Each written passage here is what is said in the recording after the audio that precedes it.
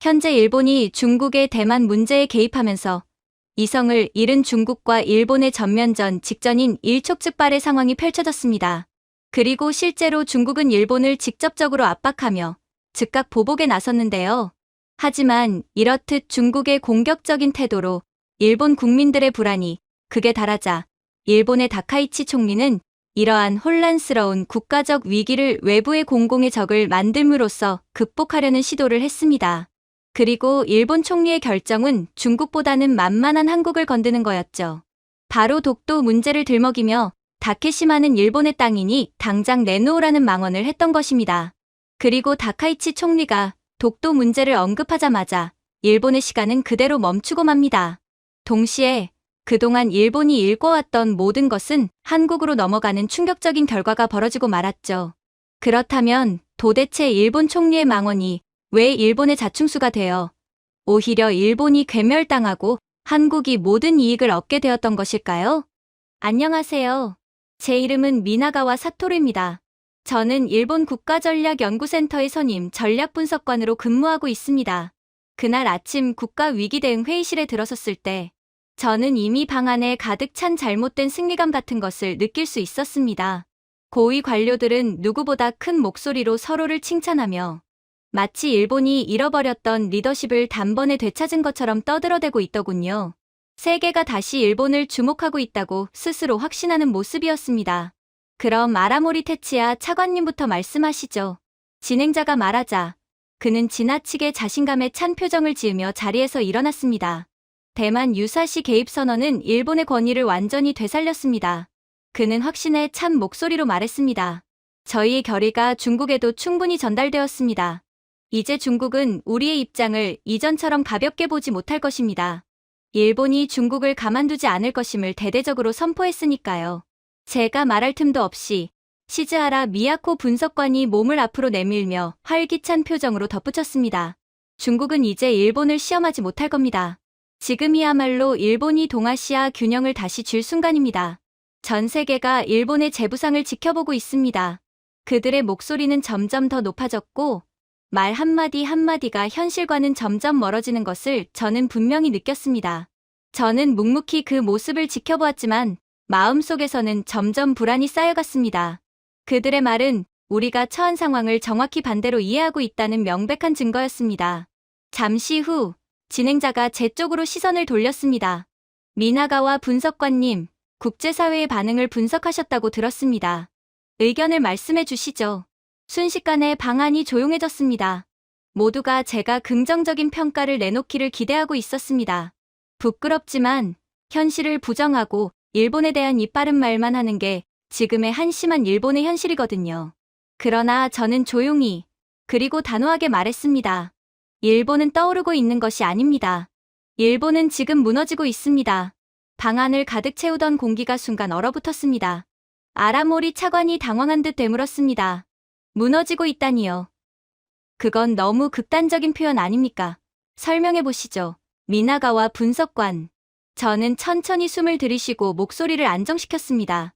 이번 발표는 존경을 얻은 것이 아니라 우려를 불러일으켰습니다. 다른 국가들은 일본을 강하다고 느낀 것이 아닙니다. 오히려 일본이 감당할 수 없는 선언을 했다고 본 것입니다. 중국을 상대로 그렇게나 강경한 입장을 내놓은 것 말입니다. 시즈하라 분석관은 눈살을 찌푸리며 말했습니다. 감당할 수 없다니요. 자위대는 여전히 충분한 역량을 갖추고 있고 동맹도 탄탄합니다. 왜 일본이 약하다고 단정하시는 건가요? 우리가 중국보다 약한 국가라고 말씀하시는 겁니까? 약하다기보다 우리가 가진 한계를 직시하지 않기 때문입니다. 제가 말했습니다. 세계는 이미 일본의 현실을 알고 있습니다. 법적 제약, 느린 의사결정 구조, 불안정한 국내 기반 등 이 모든 요소가 일본의 발언에 힘을 실어주지 못합니다. 한 10년 전이라면 모를까. 일본은 이제 더 이상 여러분들이 말한 것과 같은 힘을 갖고 있지 않아요. 한 관료가 비웃듯 중얼거렸습니다. 지금 말씀은 일본이 붕괴 직전이라는 뜻으로 들립니다. 저는 그의 시선을 정면으로 마주보며 답했습니다. 잘 보셨네요. 여러 분야에서 이미 그런 조짐이 나타나고 있습니다. 그리고 다른 나라들은 일본의 이런 약점을 일본보다 더 선명하게 이해하고 있습니다. 그러자 시즈하라 분석관이 조심스럽게 물었습니다. 그렇다면 일본이 흔들릴 때 가장 득을 보는 국가는 어디입니까? 그 질문이 방 안을 가득 메웠습니다. 저는 일부러 잠시 침묵하며 말의 무게가 퍼지도록 했습니다. 한 나라가 있습니다. 제가 낮고 조용한 목소리로 말했습니다. 그 나라는 말을 적게 하고 움직임은 조용하지만 계산은 매우 치밀합니다. 일본을 수십 년 동안 관찰하며 배웠고 실수를 반복하지 않으며 일본이 멈춰 있는 동안 성장해 왔습니다. 아라모리 차관이 눈썹을 치켜 세웠습니다. 중국을 말씀하시는 겁니까? 아닙니다. 저는 고개를 저었습니다. 중국은 일본을 위협할 수 있지만 일본을 대체하지는 못합니다. 지금 이 순간 일본의 혼란 속에서 조용히 가장 많은 이익을 얻고 있는 나라는 중국이 아닙니다. 모두가 제 입을 바라보며 숨을 죽였습니다. 저는 마지막 문장을 또렷하게 말했습니다. 현재 동아시아에서 조용히 승자가 되고 있는 나라는 일본이 아닙니다. 바로 한국이죠. 일본이 뒤처질수록 중국이 스스로를 망칠수록 이로 인해 조용히 이익을 보는 국가는 바로 한국이라는 말입니다. 그리고 그 순간 방 안의 사람들은 처음으로 깨달았습니다. 우리가 맞서야 하는 진짜 위협은 외부의 공격이 아니라 스스로 만들어 온 착각이었다는 사실을. 다음 안건으로 넘어가자 아라모리 테츠야 차관은 손을 휘저으며 말했습니다. 중국의 반응은 일시적인 정치적 소음일 뿐입니다. 관광산업은 늘 회복합니다. 일본은 여전히 아시아의 문화 중심입니다. 모두가 일본으로 여행을 오고 싶어 하죠. 저는 노트북을 열어 화면을 회의실 쪽으로 돌렸습니다. 일본 투어 5만 건 취소라고요? 아라모리가 가볍게 물었습니다. 아닙니다. 저는 조용히 말했습니다. 50만 건입니다. 중국과의 분쟁이 생긴 지 단 24시간 안에 말이죠. 회의실에 짧은 숨소리가 퍼졌습니다. 니레가키 카즈우미 국장은 입을 때려 했지만 턱 끝에서 흔들리는 속삭임만 나왔습니다. 50만. 그건 시스템 오류 아닙니까? 오류가 아닙니다. 제가 말했습니다. 일본 관광 역사상 가장 큰 단일일 붕괴입니다. 관광업은 일본의 조용한 생명줄이 되어 있었습니다. 우리는 한때 기술, 제조, 혁신을 이끌었지만 수십 년의 정체는 일본을 관광 의존 구조로 밀어 넣었습니다. 최근에는 GDP의 10% 가까이가 관광에서 나왔고 중국은 그중 3분의 1을 차지했습니다. 그들을 잃는다는 건 충격이 아니라 붕괴였습니다. 아라모리는 억지 웃음을 지었습니다. 그래도 일본의 매력은 변하지 않습니다. 다른 관광객들이 금방 채워질 겁니다. 저는 고개를 저었습니다. 그 사람들은 이미 다른 곳을 선택했습니다. 그리고 그곳은 일본이 아닙니다. 저는 다음 슬라이드를 눌렀습니다. 한국행 예약이 어제 하루 동안만 60% 증가했습니다. 제가 말했습니다. 중국이 일본에서 취소한 예약이 그대로 한국으로 옮겨갔습니다. 시즈하라 미야코 분석관은 고개를 내밀며 물었습니다. 하루 만에 60%요? 말이 되나요? 하지만 실제로 일어났습니다. 제가 대답했습니다. 한국 호텔들은 기록적 점유율을 보고했습니다. 박물관은 운영 시간을 연장했고 시장 상권은 긴급 인력을 배치했습니다.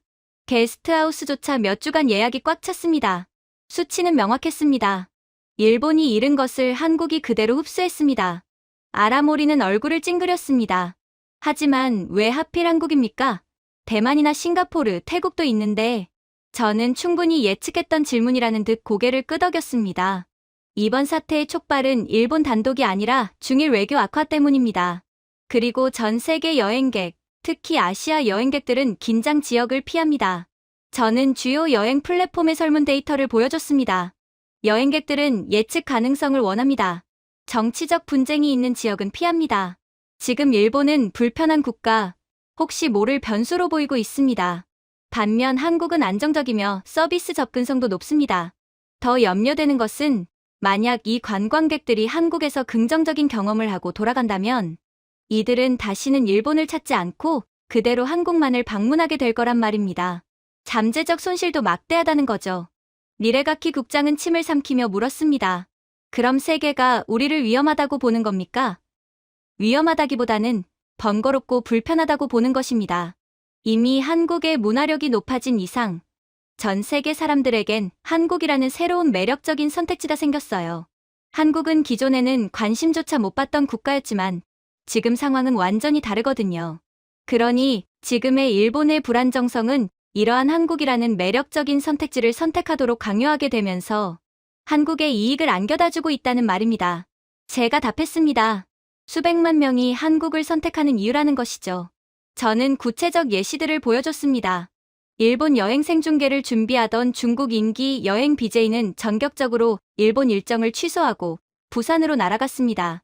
동남아 가족 단위 관광객은 자국 대사관의 조심 안내를 듣고 제주도로 목적지를 변경했습니다. 유럽 여행사들은 일본 여행 패키지를 조용히 내리고 서울 패키지로 대체했습니다. 이 모든 변화는 적대감 때문이 아니라 합리적 선택이었습니다. 관광객들은 충돌 가능성이 있는 지역보다 평온한 곳을 선택하는 법입니다. 아라모리는 관자놀이를 눌렀습니다. 그렇다면 우리 관광업의 피해 규모는 어느 정도입니까? 즉각적 예상 손실만 40억 달러입니다. 제가 답했습니다. 하지만 다시 말하지만 더 심각한 건 장기적 효과입니다. 일단 관광객들이 한국의 편리함을 경험하면 다시 일본으로 돌아오지 않을 가능성이 높습니다. 시즈하라는 숨을 길게 내쉬었습니다. 그럼 한국은 단순한 방문객 증가가 아니라 장기 고객을 확보한 셈이군요. 그렇습니다. 제가 말했습니다. 일본이 스스로 만든 공백을 한국이 조용히, 그러나 완벽하게 채운 것입니다. 그들은 우리 관광객을 훔친 것이 아닙니다.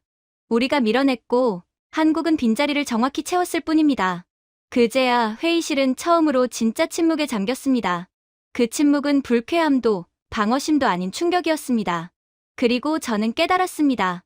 일본이 잃은 것은 단순한 관광객이 아니라 세계의 신뢰였다는 사실을. 그 신뢰는 일본이 흔들린 바로 그 순간 자연스럽게 한국으로 향하고 있었습니다. 이어진 긴 침묵 끝에 시즈하라 미야코 분석관은 안경을 고쳤으며 자신만만하게 말했습니다. 미일 동맹이면 모든 상황이 해결될 겁니다. 미국은 항상 우리를 지지하죠. 그녀의 목소리에는 오래된 확신이 담겨 있었습니다. 하지만 세상은 이미 달라져 있었고 그녀만 그 사실을 모르는 듯했습니다. 저는 방금 워싱턴에서 도착한 공식 문서를 열었습니다. 이게 미국의 공식 입장입니다. 저는 모든 사람이 의미를 피할 수 없도록 천천히 문장을 읽어 내려갔습니다. 우리는 관련 모든 당사자들에게 신중하고 절제된 대응을 요구한다. 이게 전부였습니다. 일본에 대한 지지 언급도 없었고 동맹에 대한 확언도 없었습니다. 아라모리 테츠야 차관은 넋이 나간 얼굴로 화면을 바라봤습니다. 이게 전부입니까? 추가 문서가 있어야 하는 것 아닙니까? 없습니다. 제가 말했습니다. 이 한 줄이 전부입니다. 회의실이 얼어붙었습니다. 수십 년 동안 일본 정책 담당자들은 미국이 일본을 대체 불가능한 파트너로 생각한다고 믿어왔습니다. 하지만 전략적 무게 중심은 이미 이동해 있었습니다. 워싱턴은 일본보다 한국이 훨씬 유용한 파트너가 됐다고 판단하고 있었습니다. 우정이나 감정 때문이 아니라 효율성 때문이었습니다. 시즈하라는 믿기 어렵다는 듯 낮게 말했습니다. 그래도 미국은 일본의 중요성을 알고 있지 않나요? 기지, 위치, 역사. 저는 조용히 그녀의 말을 끊었습니다. 미국은 추억이 아니라 결과를 봅니다. 그리고 지금 결과를 내는 나라는 한국입니다. 일본은 과거의 결과를 내는 국가였을 뿐이죠. 아라모리는 혼란스러운 표정으로 저를 바라봤습니다. 설명해 보시죠. 한국이 일본보다 더 유용하다는 겁니까? 미국 입장에서 말입니다. 저는 깊은 숨을 들이마셨습니다. 간단히 말하자면 한국은 움직일 수 있습니다. 일본은 움직일 수 없죠. 그는 말을 잇지 못했습니다. 저는 계속 설명했습니다. 한국 해군은 이미 중국의 확장을 직접 억제할 수 있는 지역에서 기동하고 있습니다. 신속하고 유연하게 움직이죠. 반면 일본은 법적, 제도적 제약 속에서 움직일 수 없습니다. 미국은 움직이지 못하는 동맹국을 신뢰할 수 없습니다. 아니, 한국이라는 좋은 대체 국가가 있는 이상 미국은 구태여 일본을 신뢰할 필요가 없죠. 시즈하라가 손을 모으며 물었습니다. 그럼 미국이 일본을 신뢰하지 않는다는 뜻인가요? 불신이 아닙니다. 제가 말했습니다. 비중이 사라졌다는 뜻입니다. 한국 쪽이 더욱 매력적인 선택지가 되었거든요. 저는 워싱턴의 최근 외교, 군사 일정 자료를 보여줬습니다. 한국과의 전략회의는 늘 우선적으로 배정됐지만 일본과의 회의는 형식적이었습니다. 아라모리는 떨리는 목소리로 말했습니다. 그렇다면 미국은 정말 한국에 중심을 둔 겁니까? 지금으로선 완전히 그렇습니다. 제가 말했습니다. 미국은 한국을 전방 안정축으로 보고 있고 일본은 후방 지원기지로 보고 있습니다. 심장이 내려앉는 듯한 정적이 돌았습니다. 시즈하라가 마지막 자존심을 붙잡고 말했습니다. 그래도 일본은 미국 기지를 제공하고 있지 않습니까? 요코스카, 미사와 오키나와까지 맞습니다. 제가 부드럽지만 단호하게 말했습니다. 하지만 기지는 영향력이 아닙니다. 기지는 부동산일 뿐입니다. 심지어 한국은 미국의 세계에서 가장 큰 미군 기지인 캠프 험프리스를 제공한 국가기도 하죠. 미국 기지를 놓고 따져봤자 우리에게 득될 게 없다는 뜻입니다. 무엇보다도 영향력은 행동에서 나옵니다. 일본은 행동할 수 없고 한국은 행동할 수 있습니다. 그게 양국의 차이이자 미국이 한국을 선택한 이유죠. 저는 한 가지 더 예시를 들었습니다. 2주 전 미국의 아시아 안보 시뮬레이션에서 미국 팀은 위기 안정화의 핵심 전력을 한국 해군으로 설정했습니다. 일본의 역할은 보급 지원일 뿐이었죠. 보급 지원이요? 아라모리가 충격을 못 숨겼습니다. 네, 제가 답했습니다. 미국 눈에 일본은 후방 지원국이 된 겁니다. 한국은 전방 억제국이고요. 시즈하라는 목소리를 낮추며 물었습니다. 그럼 미국이 한국을 택하면 일본은 어떻게 됩니까? 저는 잠시 말을 고르고 대답했습니다. 당연하죠. 우리는 선택지에서 제외됩니다. 핵무기 등 모든 유리한 부분은 한국이 독차지하게 되겠죠. 일본은 그대로 패싱당하고 말이에요. 그 말은 잔인했지만 진실은 원래 부드럽지 않습니다. 저는 마지막으로 중요한 점을 강조했습니다. 미국이 한국을 선택한 이유는 한국이 강해서만이 아닙니다. 일본이 너무 오래 머뭇거렸기 때문입니다. 한국은 행동했고 일본은 정체됐습니다. 미국은 그 차이를 가장 먼저 확인했습니다. 회의실은 더 깊은 침묵에 빠졌습니다. 저는 마지막 경고를 조용히 던졌습니다. 미국은 지역을 움직일 수 있는 나라를 선택합니다. 지금 그 나라는 한국입니다. 일본이 이 사실을 인정하지 않는다면 우리의 영향력은 더 줄어들 것입니다. 이건 배신이 아닙니다. 그냥 결과입니다. 이러한 뜻밖의 결과에 당황한 시즈하라 미야코 분석관은 두꺼운 서류철을 펼쳐 보였습니다. 그 속에는 낡은 사진들이 가득했어요. 이때가 일본 해군의 황금기였습니다. 그녀는 자부심을 담아 말했습니다. 오래된 구축함, 완벽한 전열, 은퇴한 제독들의 모습이 빛바랜 종이 위에서 저를 바라보고 있었습니다. 당시 일본은 해양의 모든 길목을 장악했습니다. 이 지역에서 일본 해군을 상대할 국가는 없었죠.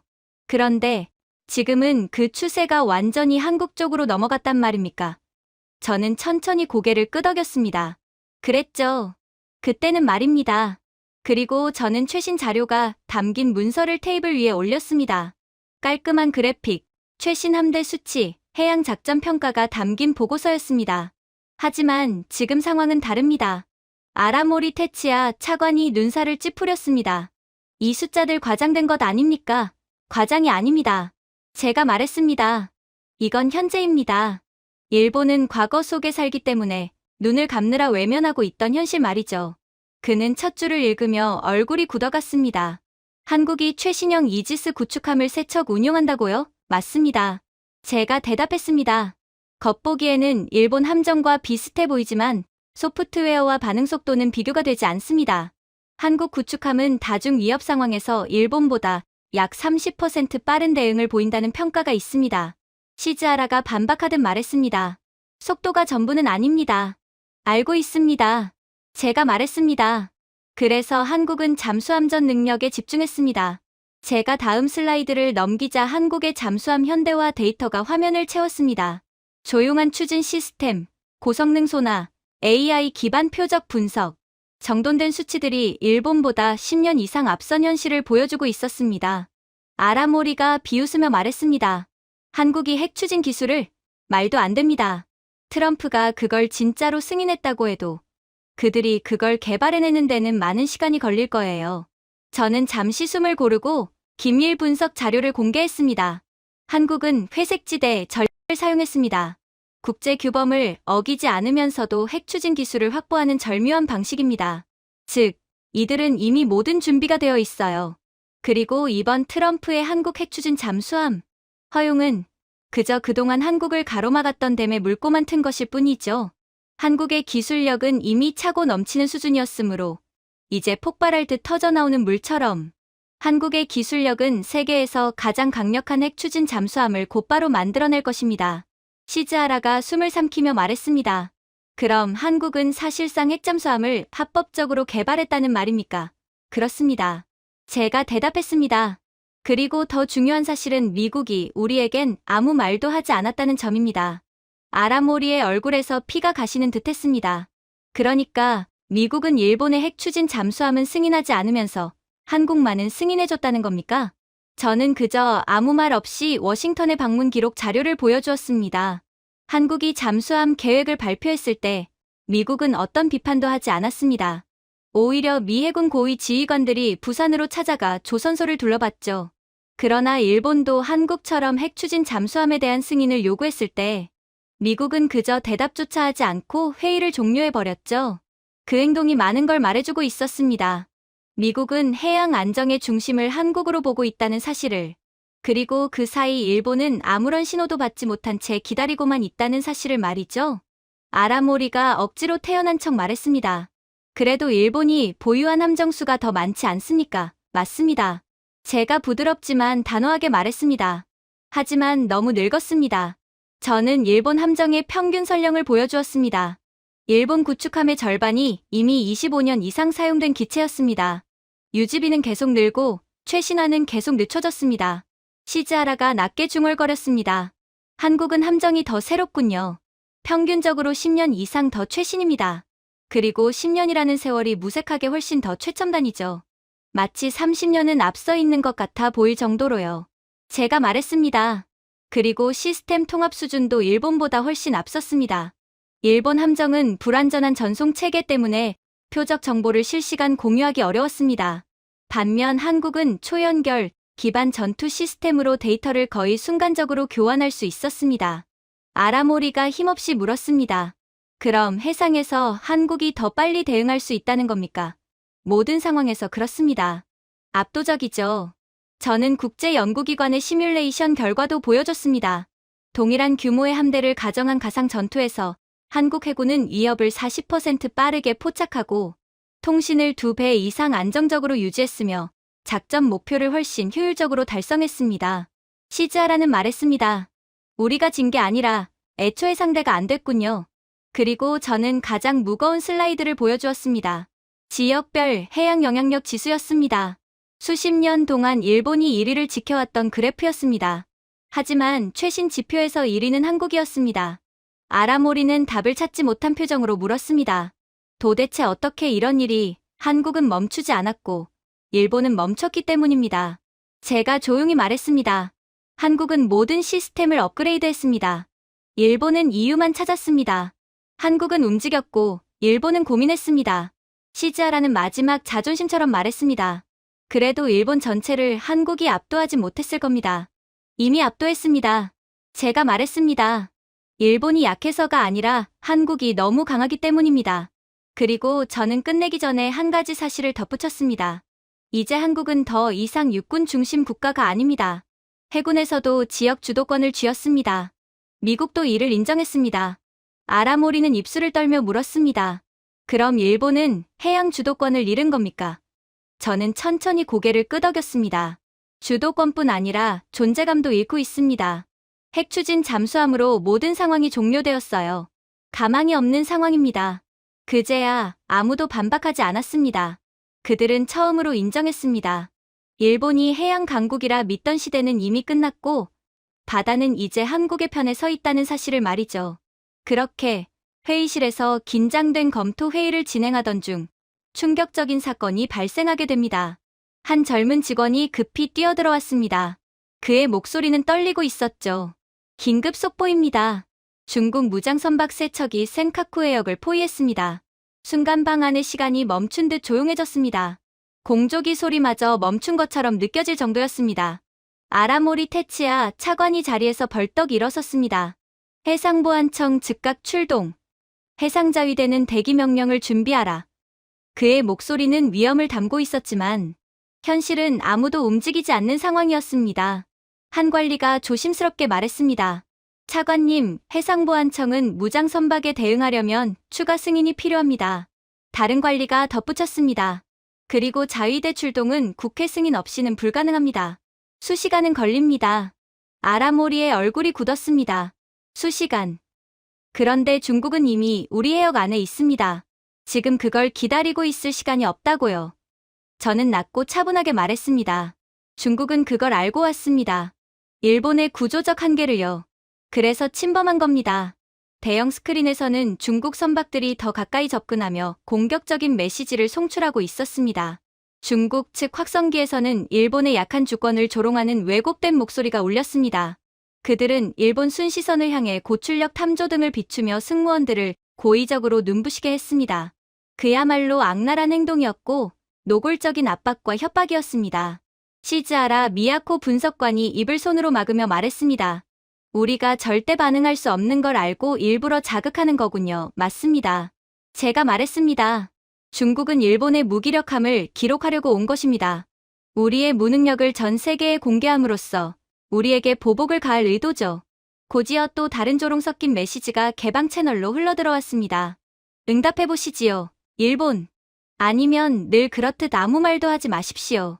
당신들이 지금 누굴 건든 것인지 알기나 합니까? 감히 대만 문제를 걸고 넘어지다니. 그렇게 입을 함부로 놀리다간 그 입이 성치 못하게 될 것입니다. 잔인하고 유치할 정도로 수준 낮은 도발이었지만 효과는 치명적이었습니다.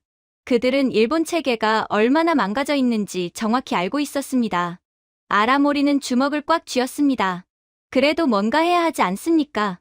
한 직원이 약하게 말했습니다. 경고 방송이라도 보내겠습니다. 의미 없어요. 그 경고는 무시될 겁니다. 제가 말했습니다. 그들은 일본이 아무것도 못한다는 걸 확인하러 온 겁니다. 그 뒤 30분간 일본의 각 기관은 서로 전화를 돌렸습니다. 해상자위대에서 해상보안청으로, 해상보안청에서 내각실로, 내각실에서 법무부로, 그리고 돌아오는 답은 늘 같았습니다. 즉각 명령을 내릴 권한이 없습니다. 중국은 이를 정확히 알고 있었습니다. 중국 선박들은 조금씩 더 전진하며 모든 행동을 드론으로 촬영했습니다. 어떤 선박은 작은 보트를 내려 병력들을 화보 찍듯 포즈를 취하게 만들었습니다.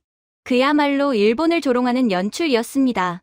시즈하라는 절망적으로 중얼거렸습니다. 이건 굴욕이에요. 일본 역사상 가장 큰 굴욕입니다. 이건 전략입니다. 제가 말했습니다. 그때 예상치 못한 장면이 보였습니다. 다른 화면에는 한국 해군 순찰함이 나타났습니다. 센카쿠 근처가 아니라 멀리 떨어진 공해를 천천히 지나가고 있었습니다. 그들의 움직임은 여유롭고 안정적이었습니다. 라디오 채널에서는 한국 해군 장병들이 평온하게 대화를 나누고 있었습니다. 어떠한 긴장도, 어떠한 두려움도 느껴지지 않았습니다. 아라모리가 의문 가득한 표정으로 말했습니다. 왜 저들은 저렇게 여유롭죠? 겁낼 이유가 없기 때문입니다. 제가 답했습니다. 중국은 한국을 이렇게 시험하지 않습니다. 감히 못하죠. 한국은 가만히 두지 않을 거거든요. 시즈하라는 저를 바라보며 물었습니다. 한국도 이 상황을 알까요? 물론 알고 있습니다. 제가 말했습니다. 하지만 이건 한국의 위기가 아니라 일본의 위기입니다. 그들은 조용히 지켜볼 뿐입니다. 마치 돌고래 쇼를 보는 관객들처럼 맥주나 마시며 흥미롭게 구경할 뿐이죠. 대조는 처참할 정도로 명확했습니다. 일본은 법과 제약에 묶여 아무것도 못하고 중국은 그런 일본을 교묘하게 괴롭히고 한국은 아무 영향도 받지 않은 채 안정된 해군력을 유지하고 있었습니다. 거의 1시간이 지난 뒤 중국 선박들은 서서히 철수했습니다. 일본이 버텼기 때문이 아니라 중국이 원하던 영상을 충분히 확보했기 때문이었습니다. 아라모리는 의자에 털썩 주저앉았습니다. 우리가 아무것도 안 했는데 그냥 돌아갔군요. 우리가 아무것도 못했기 때문에 돌아간 겁니다. 제가 조용히 말했습니다. 몇 분 후 국제 뉴스 헤드라인이 쏟아졌습니다. 중국, 일본 해역 시험 일본은 대응 불가. 도쿄, 해상 압박 속 무기력함 드러나. 한국, 안정 유지 일본과 대조 뚜렷. 이어 충격적인 외교 반응이 이어졌습니다. 평소 일본을 높게 평가하던 국가들조차도 발언을 바꾸기 시작했습니다. 호주는 검증된 해양 능력을 가진 파트너를 지지한다고 발표했습니다. 유럽 언론은 동아시아의 새로운 해양 안정자는 한국이라고 평가했습니다. 시즈하라는 거의 속삭이듯 말했습니다. 그들이 일본이 아니라 한국을 택하고 있네요. 세계는 다 봤습니다. 제가 답했습니다. 일본이 갇혀있는 동안 한국은 흔들리지 않았습니다. 아라모리는 쓰러질 듯한 목소리로 물었습니다. 그럼 이 사건 하나로 세계 인식이 바뀐 겁니까? 아니요. 제가 말했습니다. 이 사건은 단지 진실을 드러낸 것뿐입니다. 원래 세계의 인식은 한국 쪽으로 돌아서 있었어요. 모두 조용해졌습니다. 그제야 모두가 깨달았죠. 일본은 더 이상 지역을 지키는 존재가 아니라 구경만 하는 국가가 되었고, 한국은 세계가 의지할 수 있는 실제적인 힘을 가진 국가라는 사실을 말입니다. 그리고 센카쿠 굴욕 사태 이후 일본 국내 여론은 폭발했습니다. 뉴스부터 댓글, 아침 신문 사설까지 모두가 정부는 언제 대응하나, 일본은 왜 아무것도 못하나라며 분노했습니다. 구내 식당에서조차 젊은 직원들이 속삭였습니다. 이제야말로 일본이 힘을 보여줘야 하는 거 아닌가요? 이런 굴욕을 겪고도 정부는 가만히 있을 셈입니까? 일본 국민은 적을 찾고 있었고, 정부는 책임을 돌릴 대상이 필요했습니다. 그때 최악의 발상이 등장했습니다. 늦은 밤 회의에서 한 고위 보좌관이 테이블을 치며 말했습니다. 외부에 관심을 돌립시다. 독도 문제를 다시 제기하는 겁니다. 다케시마는 일본 땅이라고 강하게 주장합시다. 몇몇 인물은 기다렸다는 듯 박수를 쳤습니다. 그 순간 저는 이미 결과를 예감했습니다. 제 배속이 서늘하게 식었습니다. 저는 손을 들었습니다. 존경하는 여러분, 확신컨대 이건 아무 성과도 없을 겁니다. 한국은 이런 상징적 공격에 반응하지 않습니다. 수십 년을 버텨온 문제입니다. 이건 자충수가 될 겁니다. 절대 해서는 안 될 선택이라는 겁니다. 하지만 아무도 제 말을 듣지 않았습니다. 감정이 이미 이성을 완전히 압도한 상태였습니다. 아라모리 테치야 차관은 강인한 척 말했습니다. 일본은 단호한 입장을 보여야 합니다. 국민이 강한 언어를 원합니다. 제발 정신 차리세요. 강한 언어가 강한 행동은 아닙니다. 우린 한국을 감당할 수 없어요. 아직도 우리가 그들을 압도했던 20년 전을 생각하고 있는 겁니까? 제가 말했습니다. 우리는 절대로 행동할 수 없습니다. 하지만 그는 고의적으로 제 말을 무시했습니다.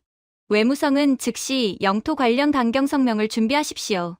내일 아침 발표합니다. 그리고 아침이 밝자 성명은 일본 전역에 퍼졌습니다. 다케시마는 역사적 법적으로 일본 고유의 영토이다. 목소리는 강했지만 전략은 없었습니다. 시즈하라 미야코가 초기 국제 반응을 확인하며 말했습니다. 한국은 아무 말도 안 하고 있어요. 그게 핵심입니다. 제가 말했습니다. 반응할 이유가 없습니다. 그리고 몇 시간 뒤 전혀 예상하지 못한 반응이 등장했습니다. 가장 먼저 발언한 국가는 중국이었습니다. 한국이 아니었죠. 그들은 생중계 브리핑에서 비웃듯 말했습니다. 독도는 명백한 한국 영토입니다. 일본의 무모한 주장을 규탄합니다. 시즈하라는 충격으로 눈이 커졌습니다. 중국이 한국을 옹호한다고요? 그들은 사실상 적국 아니었어요? 아닙니다.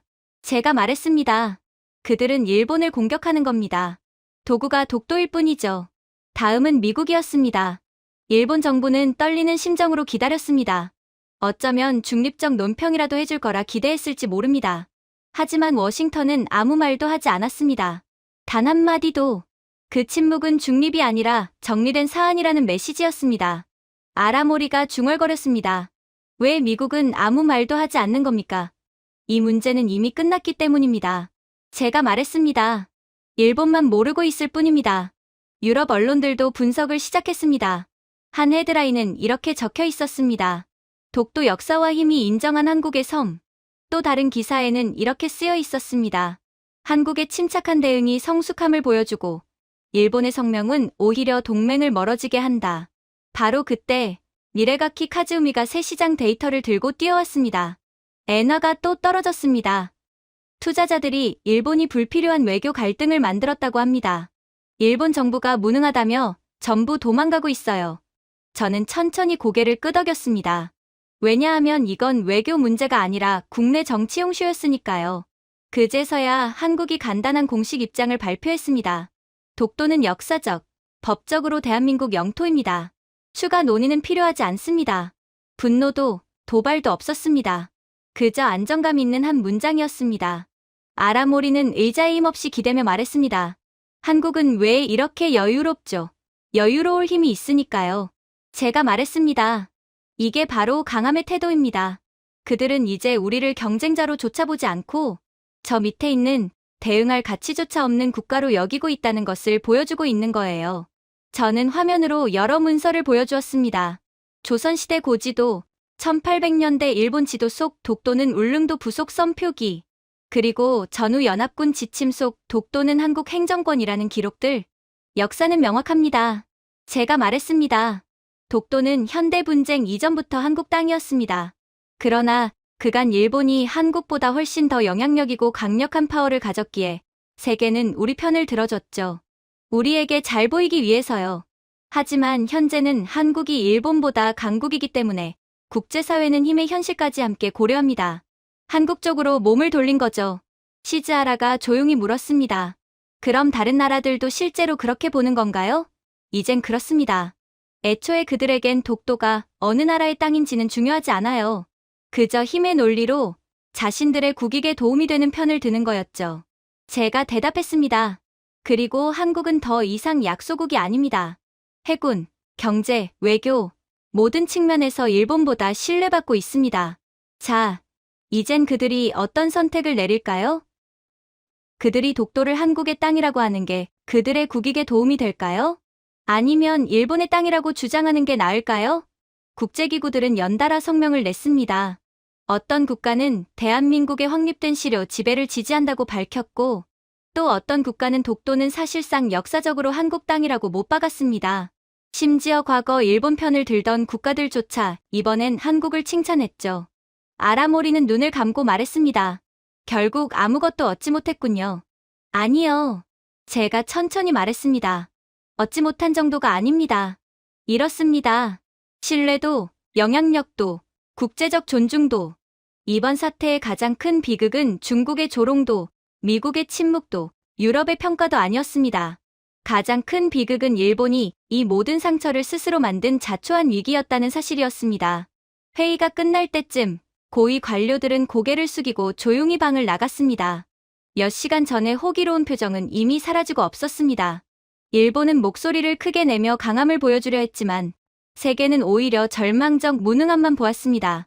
그리고 한국은 흔들림 없는 태도 하나로 역사, 현실, 힘의 모든 면에서 자신이 더 강한 나라임을 증명했습니다. 하지만 몇몇 관료들은 드디어 정신줄을 놓아버렸는지 도저히 이해가 안 가는 행동을 해오기 시작했어요. 그들은 이상하게도 들떠 있었거든요. 니레가키 카즈우미는 마치 오래된 보물을 들고 오듯 일본 전략 소재 우위라고 적힌 두꺼운 바인더를 가져와 테이블에 내려놓았습니다. 일본은 여전히 핵심 반도체 소재에서 세계를 선도하고 있습니다. 그는 자신감 넘치게 말했습니다. 한국이 건방지게 굴면 다시 공급 밸브를 잠그면 됩니다. 그들은 우리에게 여전히 의존할 수밖에 없어요. 저는 눈을 잠시 감았습니다. 그 말 속에서 느껴지는 것은 부정이었고, 과거에 대한 집착이었고, 현실을 외면하는 오만함이었습니다. 아라모리는 고개를 끄덕였습니다. 맞습니다. 한국은 기반을 잊었죠. 우리 기술력으로 다시 압박하면 됩니다. 저는 제가 가져온 자료처를 열었습니다. 이것은 희망이 아닌 사실로 채워진 문서였습니다. 여러분, 제가 말했습니다. 일본이 한국을 압박할 수 있던 시대는 이미 끝났습니다. 니레가키가 찡그렸습니다. 무슨 말씀이십니까? 그들은 아직도... 아닙니다. 제가 그의 말을 잘랐습니다. 더 이상 아닙니다. 저는 벽면에 차트를 띄웠습니다. 세 개의 붉은 막대, 2019년 일본 의존도, 그 옆에는 세 개의 녹색 막대, 현재 한국의 완전한 자체 생산량, 포토레지스트, 불화수소, 폴리이미드. 저는 차분하게 말했습니다. 한때 일본이 한국을 흔들기 위해 사용하던 바로 그 세 가지. 아라모리가 몸을 앞으로 숙였습니다. 그래서요? 이제 한국은 세 가지 모두 국산화에 성공했습니다. 제가 대답했습니다. 그리고 일본을 대체한 수준이 아니라 일본을 능가했습니다. 니레가키는 눈을 깜빡였습니다. 그건 불가능합니다. 그 소재들은 수십 년의 기술 축적이 필요한데요. 저는 고개를 저었습니다. 한국은 3년 만에 해냈습니다. 회의실은 순간 숨조차 멈춘 듯 했습니다. 저는 말을 이어갔습니다. 한국의 포토레지스트는 이미 12나노 EUV 공정 기준을 안정적으로 통과하고 있습니다. 한국의 불화수소는 일본이 노후화된 공장에서 애를 먹고 있는 안정성 문제를 이미 뛰어넘었습니다. 그들의 자체 기술력으로 만든 폴리이미드는 디스플레이뿐 아니라 항공우주 실험에도 쓰이고 있습니다. 시즈하라가 낮게 중얼거렸습니다. 그럼 한국이 우리를 넘어선 겁니까? 압도적으로 그렇습니다. 제가 말했습니다. 일본이 무너졌기 때문이 아니라 한국이 포기하지 않았기 때문입니다. 저는 새 사진을 띄웠습니다. 새벽 3시, 불이 꺼지지 않은 연구실. 간이 침대도 없이 바닥에서 잠든 기술자들. 라면 그릇 옆에 놓인 씨앗통. 며칠째 집에 못 간 엔지니어들. 이것이 진짜 이야기입니다. 제가 말했습니다. 2019년 당시 한국의 기술자들은 거의 공장에서 살다시피 하며 신소재 개발을 성공시켰습니다. 아라모리가 충격에 찬 얼굴로 말했습니다. 그렇게까지 했다는 겁니까? 네. 일본 엔지니어들이 워라밸을 지키며 혁신을 포기할 때 한국은 절대 멈추지 않았거든요. 제가 고개를 끄덕였습니다. 한국은 위기를 위기로 보지 않습니다. 한국은 위기를 점화순간으로 봅니다. 그리고 그들 자신을 기꺼이 불태우죠. 저는 한국의 핵심 기술 획득 시간표를 보여주며 설명을 이어갔습니다. 미래가키는 낮게 말했습니다. 우리는 그들을 과소평가했군요. 지속적으로 그랬습니다. 제가 말했습니다. 일본은 공급망을 끊으며 압박하면 한국이 흔들릴 거라 믿었습니다. 하지만 한국은 단결했습니다. 기업들은 협력했고, 엔지니어들은 자발적으로 모였고, 젊은 연구자들은 노장의 곁에서 밤을 새웠습니다. 쉬지 않라는 눈을 떨구었습니다. 우리는 정반대였죠. 저는 말없이 동의했습니다. 일본은 같은 기간 동안 규제 논쟁을 벌이고, 연구비를 줄이고, 기술자를 외부로 내보냈으며, 과거의 영광에 머물러 있었습니다. 그러나 한국은 미래를 잡기 위해 움직였습니다. 저는 또 다른 차트를 보여주었습니다. 더 이상 부정할 수 없는 내용이었습니다. 한국의 차세대 소재는 이미 미국과 유럽 주요 업체에 공급되고 있습니다. 일본의 시장 점유율은 20% 가까이 하락했습니다. 한국은 일본의 압박에 대응하는 것이 아니라 일본을 대체하고 있습니다. 아라모리가 숨을 내쉬었습니다. 그럼 일본의 마지막 기술적 우위가 사라진 겁니까? 저는 천천히 고개를 끄덕였습니다. 그렇습니다. 일본은 이제 한국을 억누를 어떤 카드도 가지고 있지 않습니다. 경제적으로도, 기술적으로도, 전략적으로도요. 미래가키는 자신의 바인더를 내려다보았습니다. 전략적 우위라고 적힌 글씨가 이제는 비웃음을 자아내고 있었습니다. 우리는 그들이 우리에게 의존한다고 생각했습니다. 그가 허탈하게 말했습니다. 한국은 자기 자신에게 의존했습니다. 제가 조용히 대답했습니다. 그렇기에 예상보다 더 강해졌습니다. 회의실은 완전한 침묵에 빠졌습니다. 하지만 이것은 단순한 조용함이 아니라 진실을 인정하는 자의 침묵이었습니다. 저는 노트북을 닫으며 마지막으로 말했습니다. 한국은 더 이상 일본이 흔들 수 있는 나라가 아닙니다. 그들의 지능, 그들의 헌신, 그들의 단결이 한국의 방패가 되었습니다. 이제 일본은 더는 우위를 주장할 수 없습니다. 그리고 이번만큼은 아무도 반박하지 않았습니다. 아무도 변명하지 않았습니다. 아무도 현실을 회피하려 하지 않았습니다. 모두가 알고 있었습니다. 한국은 희생과 천재성으로 더 강해졌고, 일본은 안일함으로 뒤처졌다는 사실을 말이죠. 그리고 이제 회의실은 한참이나 묘한 공기에 잠겨 있었습니다. 저는 그 공기를 너무나 익숙하게 알고 있었습니다. 일본이 위기를 맞을 때마다 반복되는 패턴이었기 때문입니다. 누군가는 꼭 과거를 꺼내 들며 현실을 부정하려 하겠죠. 일본은 꼭 한국이 잘 나갈 때마다 일본의 과거의 찬란함을 들먹이며 현실을 외면하거든요. 그리고 오늘 그 사람은 시즈하라 미야코였습니다. 그녀는 90년대의 낡은 통계 자료가 가득한 바인더를 펼쳐 보였습니다. 보세요. 그녀는 자랑스럽게 말했습니다. 한때 일본 제조업은 아시아를 지배했습니다. 우리가 최고의 기술과 품질을 갖고 있었죠. 우리의 역사를 돌이켜보며 자부심을 가집시다. 저는 숨을 깊이 들이쉬며 말했다. 미야코 씨, 지금은 1995년이 아닙니다. 현실로 돌아오세요. 그녀는 불쾌한 듯 인상을 찌푸렸습니다. 하지만 기본은 여전히 남아있지 않습니까? 카이젠 정신, 장인 정신, 일본의 규율 문화. 토모나리 이사오도 그녀의 말을 거들었습니다. 맞습니다. 공장이 완벽하진 않아도 유산이라는 건 무시할 수 없죠. 저는 태블릿을 두드렸습니다. 화면 가득 최신 데이터가 나타났습니다. 유산이 미래형 공장을 운영해주진 않습니다. 잘 보시죠. 회의실의 모두가 앞을 향해 몸을 기울였습니다. 그곳에는 냉혹하고 잔인하고 무시할 수 없는 현실의 숫자들이 펼쳐져 있었습니다. 산업용 전기요금, 킬로와트시 기준. 제가 읽었습니다. 일본 27엔, 한국 14엔. 미레가키 카즈우미가 중얼거렸습니다. 거의 2배군요. 저는 다음 슬라이드로 넘겼습니다. 첨단 반도체 공장 인허가 기간입니다. 한국 2에서 3년, 일본 7에서 10년. 시즈하라가 반발하듯 말했습니다. 일본은 안전을 위해 엄격한 규제가 필요한 나라입니다. 안전이 아니라 정체입니다. 저는 조용히, 그러나 단호하게 답했습니다. 우리가 규제라고 부르는 것 대부분은 시대에 뒤처진 발목 잡기일 뿐입니다. 누구도 반박하지 못했습니다. 숫자가 이미 모든 걸 말해주고 있었기 때문입니다. 제가 화면을 바꾸자 2장의 사진이 나타났습니다. 한 장은 아이치현의 오래된 일본 공장이었습니다. 녹슨 파이프, 15년 전 장비, 60대 노동자들. 다른 한 장은 한국의 AI 반도체 공장이었습니다. 자동화 로봇이 돌아다니고 모든 설비는 최신, 엔지니어들은 30대 초반이었죠. 토모나리가 충격에 찬 목소리로 묻습니다. 저게 정말 한국입니까? 그렇습니다. 제가 말했습니다. 미래를 짓겠다는 나라가 만든 결과물입니다. 미레가키가 마지막 남은 희망을 붙잡듯 말했습니다. 그래도 정밀 공정에선 우리가 여전히 강점이 있지 않습니까? 저는 고개를 저었습니다. 한국은 이미 수직 계열화된 AI 반도체 생태계를 구축했습니다.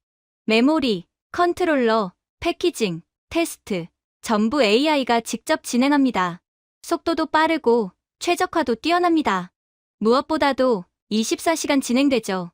시즈하라가 다시 반발했습니다. 속도가 능사는 아니죠. 한국의 속도는 성과를 위한 효율입니다. 제가 설명했습니다. 그들의 빠른 의사결정은 품질을 해치지 않습니다. 오히려 강화합니다. 다음 슬라이드가 바뀌었습니다. 한국 공장 다운타임 2.8%, 일본 공장 다운타운 9.6%. 시즈하라가 입을 벌린 채 말했습니다. 9.6이라고? 어떻게 이런 일이? 일본의 노후 설비, 인력 부족, 규제 지연 때문입니다. 제가 단호하게 말했습니다. 우리는 문제를 알면서도 방치했습니다. 회의실의 분위기는 한층 무거워졌습니다. 그리고 또 하나, 제가 말을 이었습니다. 우리 엔지니어들이 떠나고 있습니다. 조용히, 꾸준히, 대규모로 말이죠. 토모나리가 물었습니다. 어디로 떠나는 겁니까? 싱가포르, 한국, 미국. 업무 속도와 미래 비전이 있는 나라 어디든 갑니다. 제가 마지막 숫자를 보여주었습니다. 일본 반도체 엔지니어 평균 연령 52세, 한국 반도체 엔지니어 평균 연령 37세. 토모나리가 침을 삼켰습니다. 15년 차이라면 거의 세대가 다른 건데요. 그 15년을 한국은 미래 준비했었고, 일본은 과거 자랑했었습니다. 시즈하라는 90년대 자료가 든 바인더를 천천히 닫았습니다. 그 안에 든 숫자들은 이제 더 이상 자랑거리가 아니었습니다. 그저 멈춰있는 일본을 증명하는 과거의 표본이었을 뿐입니다. 우리는 정말 제조 중심국이 아니게 된 겁니까? 그녀가 나지막이 말했습니다. 이번에는 미레가키가 먼저 대답했습니다. 잃은 것이 아닙니다. 그의 목소리는 절망으로 젖어 있었습니다. 무너지는 걸 보고도 스스로 외면한 겁니다. 지금만 봐도 답이 나오지 않습니까? 일본이 붕괴되고 있는데 우리는 앞을 보려 하지 않고 자꾸만 과거를 보며 현실을 외면하잖아요. 저는 조용히 마무리했습니다. 일본은 더 이상 아시아의 제조축이 아닙니다. 한국이 그 자리를 차지했습니다. 한국은 만들고, 바꾸고, 자동화하고 사람을 키웠습니다. 우리는 유지하고, 지체하고, 나이를 먹었습니다. 토모나리가 떨리는 목소리로 물었습니다. 그럼 이제 일본은 무엇을 해야 합니까? 저는 그들을 둘러보며 말했습니다. 우리가 뒤처진 이유를 인정하는 것, 그리고 왜 한국이 앞서갔는지를 이해하는 것. 그게 첫걸음입니다. 그리고 그날, 회의실에는 처음으로 진짜 침묵이 찾아왔습니다.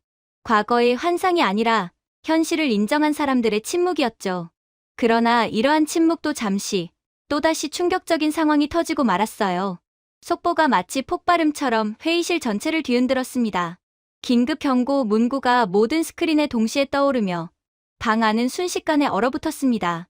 일본 여러 지역에서 대규모 정전 발생, 산업단지 전면 중단, 병원 비상 전력 한계 도달. 한동안 아무도 말하지 못했습니다. 그러다 아라모리 테츠야가 책상을 강하게 내리쳤습니다. 내가 뭐라고 했습니까? 수십 년 동안 노후 전력망을 방치하니 결국 이렇게 되는 겁니다. 시즈하라 미야코는 핏기 없는 얼굴로 휴대폰을 바라봤습니다. 치바, 오사카, 나고야 공장들이 전부 멈췄습니다. 수출 일정이 전부 무너졌습니다. 저는 목을 잠시 가다듬으며 물었습니다. 부분 복구까지 예상 시간이 얼마나 됩니까? 토모나리 이사오는 떨리는 목소리로 대답했습니다. 긴급 대응팀은 20에서 40시간으로 보고 있습니다. 지역에 따라 다릅니다. 40시간. 제가 믿기 어렵다는 듯 되묻자 그는 고개를 끄덕였습니다. 70년대 후반에 설치된 변전소들이 연쇄적으로 과부하를 일으켰습니다. 일부 부품은 이미 단종된 제품들입니다. 그러던 순간 또 다른 긴급 알림이 울렸습니다. 한국, 동남아 국가들의 즉각 전력 및 배터리 지원 개시. 일본은 제외. 아라모리가 혼란스러운 표정으로 말했습니다. 아니 위기 상황인데 해외 지원까지 가능한 겁니까? 여유 전력이 그 정도입니까? 그렇습니다. 제가 단호히 말했습니다. 한국의 스마트 그리드는 최대 수요량의 29%를 비상 저장 전력으로 보유하고 있습니다. 일본은 3%도 되지 않습니다. 회의실 곳곳에서 탄식이 들렸습니다. 시즈하라가 떨리는 목소리로 말했습니다. 왜 우리는 지원 대상에서 빠진 겁니까? 지난달에 한국은 태국도 도왔잖아요. 우리는 자연재해 피해국이 아니라 관리부실로 스스로 자초한 위기입니다. 그리고 한국에 대해 독도 문제로 시비까지 걸었잖아요. 우리를 도와줄 리가 없죠. 제가 조용하지만 단단하게 답했습니다. 한국은 스스로 일으킨 붕괴를 지원하지 않습니다. 그리고 자신들에게 싸움을 걸어온 나라라면 더더욱이요. 그들은 그걸 절대로 잊지 않고 모두 기억해 두거든요. 방 안의 공기가 무겁게 가라앉았습니다. 미레가키가 불안한 표정으로 물었습니다. 한국은 작년 태풍 때 전력 난리 났다더니 복구 시간은 얼마나 걸렸죠? 40분이었습니다. 제가 답했습니다. 자동화된 전력 재배치 시스템이 즉시 작동했기 때문입니다. 그들은 AI 시스템으로 세계에서 가장 효율적인 시스템을 구축한 국가예요. 그리고 우리는 토모나리가 숨죽여 물었습니다. 전국 단위의 자동 재배치 시스템이 없습니다. 그리고 전부 사람이 일일이 수작업으로 관리하죠. 제가 말했습니다. 한국의 AI가 자동으로 복구할 때 우리는 아직도 수동 복구 체제에 의존한다는 말입니다. 스크린에는 새로운 수치가 떠올랐습니다. 일본의 72시간 피해 예상액 4.3조 엔. 한국 글로벌 공급망 영향 없음. 아라모리는 고개를 떨구며 말했습니다. 세계가 이걸 보겠죠. 이미 보고 있습니다. 제가 해외 헤드라인을 띄웠습니다. 일본 노후 전력망, 글로벌 생산 위협, 한국 기업, 1시간 만에 국제 지원 개시, 세계 신뢰, 도쿄에서 서울로 넘어가다. 시즈하라는 두 손으로 얼굴을 감싸며 말했습니다. 이건 너무 굴욕적이네요. 굴욕이 아니라 현실입니다. 제가 말했습니다. 세계는 과거가 아니라 지금 잘하는 나라를 신뢰합니다. 제 휴대폰이 다시 울렸습니다. 이번에는 더 충격적인 소식이었습니다. 한국 기업, 일본 정전으로 영향받는 글로벌 고객사 물량을 긴급 대체 생산 착수. 실행시간 63분. 토모나리는 자리에서 몸을 일으켰습니다. 63분. 우리는 부처 회의 소집도 그 시간 안에 못합니다. 맞습니다. 제가 냉정히 설명했습니다. 한국 민간 기업들은 분기마다 위기 대응 훈련을 하고 국가 전력 운영센터는 월 2회 최악의 상황을 가정한 리허설을 진행합니다. 그들은 이미 AI 기반의 최신형 시스템을 구축해 놓았음에도 말이죠. 우리는 시즈하라가 조용히 물었습니다. 2년에 한 번 서류상 훈련을 합니다. 제가 답했습니다. 회의실의 좌절감은 더 깊어졌습니다. 저는 이어 말했습니다. 한국은 모든 산업단지에 마이크로 그리드를 구축해 두었습니다. 한 지역이 멈추면 네트워크가 즉시 나머지 지역에서 전력을 보충합니다. 미레가키는 거의 속삭이듯 말했습니다. 그러니까 한국 시스템은 세계 최고 수준의 자가 복구 능력을 갖춘 거군요. 네. 그래서 지금 세계가 그들을 선택하는 겁니다. 새로운 보고가 들어왔습니다. 일본 일부 지역, 36시간 만에 초기 복구. 아라모리는 고개를 떨구며 중얼거렸습니다.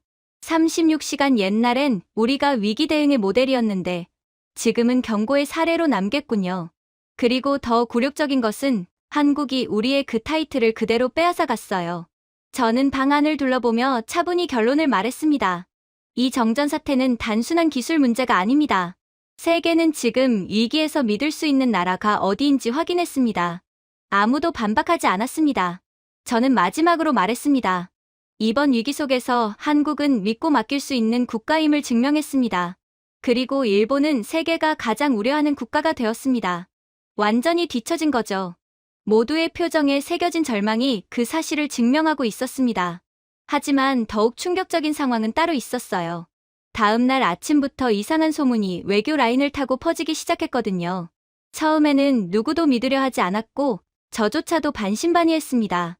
그러나 위기대응실에 들어섰을 때 모든 고위 관료들이 이미 같은 이야기를 속삭이고 있었습니다. 한국이 합법적 기준 안에서 고밀도 초소형 핵연료 모듈을 확보했다는 소문이었습니다. 시즈하라 미야코는 제가 자리에 앉자마자 비웃듯 말했습니다. 한국이 그런 기술을 몰래 개발했을 리 없습니다. 불가능합니다. 저는 천천히 서류처를 열었습니다. 그렇다면 이 자료부터 보시죠. 국제 컨소시엄에서 유출된 보고서를 책상 위로 밀었습니다. 방사선 패턴, 중성자 플럭스 그래프, 열출력 수치가 빽빽하게 적힌 문서였습니다. 아라모리 테치야가 눈을 가늘게 뜨며 말했습니다. 이 플럭스 수치 진짜입니까? 초기 단계 무기급 연료 정제 기술과 거의 동일합니다. 제가 낮은 목소리로 말했습니다. 하지만 구조 자체는 IAEA 기준 안에 정확히 들어갑니다. 이게 바로 회색지대입니다. 완전히 합법이고 누구도 뭐라고 할 수 없습니다. 토모나리 이사오가 놀란 얼굴로 몸을 앞으로 기울였습니다. 그러니까 한국이 틈새를 파고든 겁니까? 합법적인 방식으로? 틈새가 아닙니다. 제가 단호하게 말했습니다. 경계선의 정밀한 활용입니다. 규정의 끝까지, 누구도 예상 못한 수준까지 밀어붙인 겁니다. 회의실은 다시 조용해졌습니다. 시즈하라가 고개를 저으며 말했습니다. 일본도 결국 할 수 있습니다. 시간이 지나면 한국처럼 회색지대를 이용해서 똑같은 걸 개발하죠 뭐. 아니요. 저는 단호하게 말했습니다. 5년도 아닙니다. 10년도 아닙니다. 20년 안에도 못 따라잡습니다. 그녀는 표정을 굳히며 물었습니다. 근거는요? 저는 자료의 성능 테이블을 가리켰습니다. 일본이 2000년대 초에 폐기한 냉각 방식입니다. 한국은 이를 신소재와 AI 기반 제어 시스템으로 되살렸습니다. 우리는 그 재료도 그 생태계도 없습니다. 아라모리가 얼굴을 쓸어내리며 중얼거렸습니다. 그럼 이게 일종의 차세대 원자로입니까? 그 이상입니다. 제가 말했습니다. 휴대 가능한 에너지 핵심입니다. 잠수함, 무인기, 기지 하나를 통째로 굴릴 수 있는 수준이죠. 조용하고 안전하고 완전히 합법입니다. 시즈하라는 떨리는 목소리로 물었습니다. 미국은 이에 대해 뭐라고 했습니까? 저는 씁쓸하게 웃었습니다. 아무 말도 하지 않았습니다. 아라모리가 굳었습니다. 침묵이라고요? 완전한 침묵입니다. 제가 말했습니다. 이건 승인과 같습니다. 토모나리가 깊게 숨을 내쉬었습니다. 왜 미국이 한국 편을 그렇게까지 드는 겁니까? 한국은 미국에게 실질적인 지렛대입니다. 제가 설명했습니다. 일본은 예측 가능하고 느리고 법으로 묶여 있습니다. 그러니까 중국이 개망신을 줘도 아무것도 못한 채 쳐다만 보고 있었죠. 하지만 한국은 빠르고 혁신적이며 전략적 가치는 계속 높아지고 있습니다. 그때 대형 모니터에 새로운 속보가 떴습니다. 미국 합동해군 사령부가 한국의 핵 모듈 대응 플랫폼과 장기 합동훈련을 발표한 것입니다. 시즈하라는 충격으로 말을 잇지 못했습니다. 이젠 아예 공개적으로 한국과 손잡는군요. 이젠 숨길 필요가 없어진 거죠. 제가 말했습니다. 미국은 이미 정했습니다. 아시아에서 자신들이 미래를 걸 국가는 한국입니다. 아라모리가 벌떡 일어나며 물었습니다. 그럼 일본은요? 우리는 어떻게 됩니까? 저는 잠시 망설이다 말했습니다. 일본은 그저 관찰자가 됩니다. 자신의 전략적 가치가 사라지는 걸 지켜보는 나라요. 한국이 핵미사일을 갖게 되더라도 우리는 핵미사일은커녕 미사일의 사거리 제한조차 풀지 못할 것입니다. 아무도 말을 잇지 못했습니다. 회의실의 무거운 공기를 깨기 위해 저는 두 나라의 비교 자료를 화면에 띄웠습니다. 한국의 회색지대 핵 모듈은 중성자 효율이 18% 높았고 열 손실은 40% 낮았습니다. 완전한 국제 규정 준수였고 36시간 내 배치 가능하며 AI 기반 안정화 시스템을 탑재하고 있었습니다.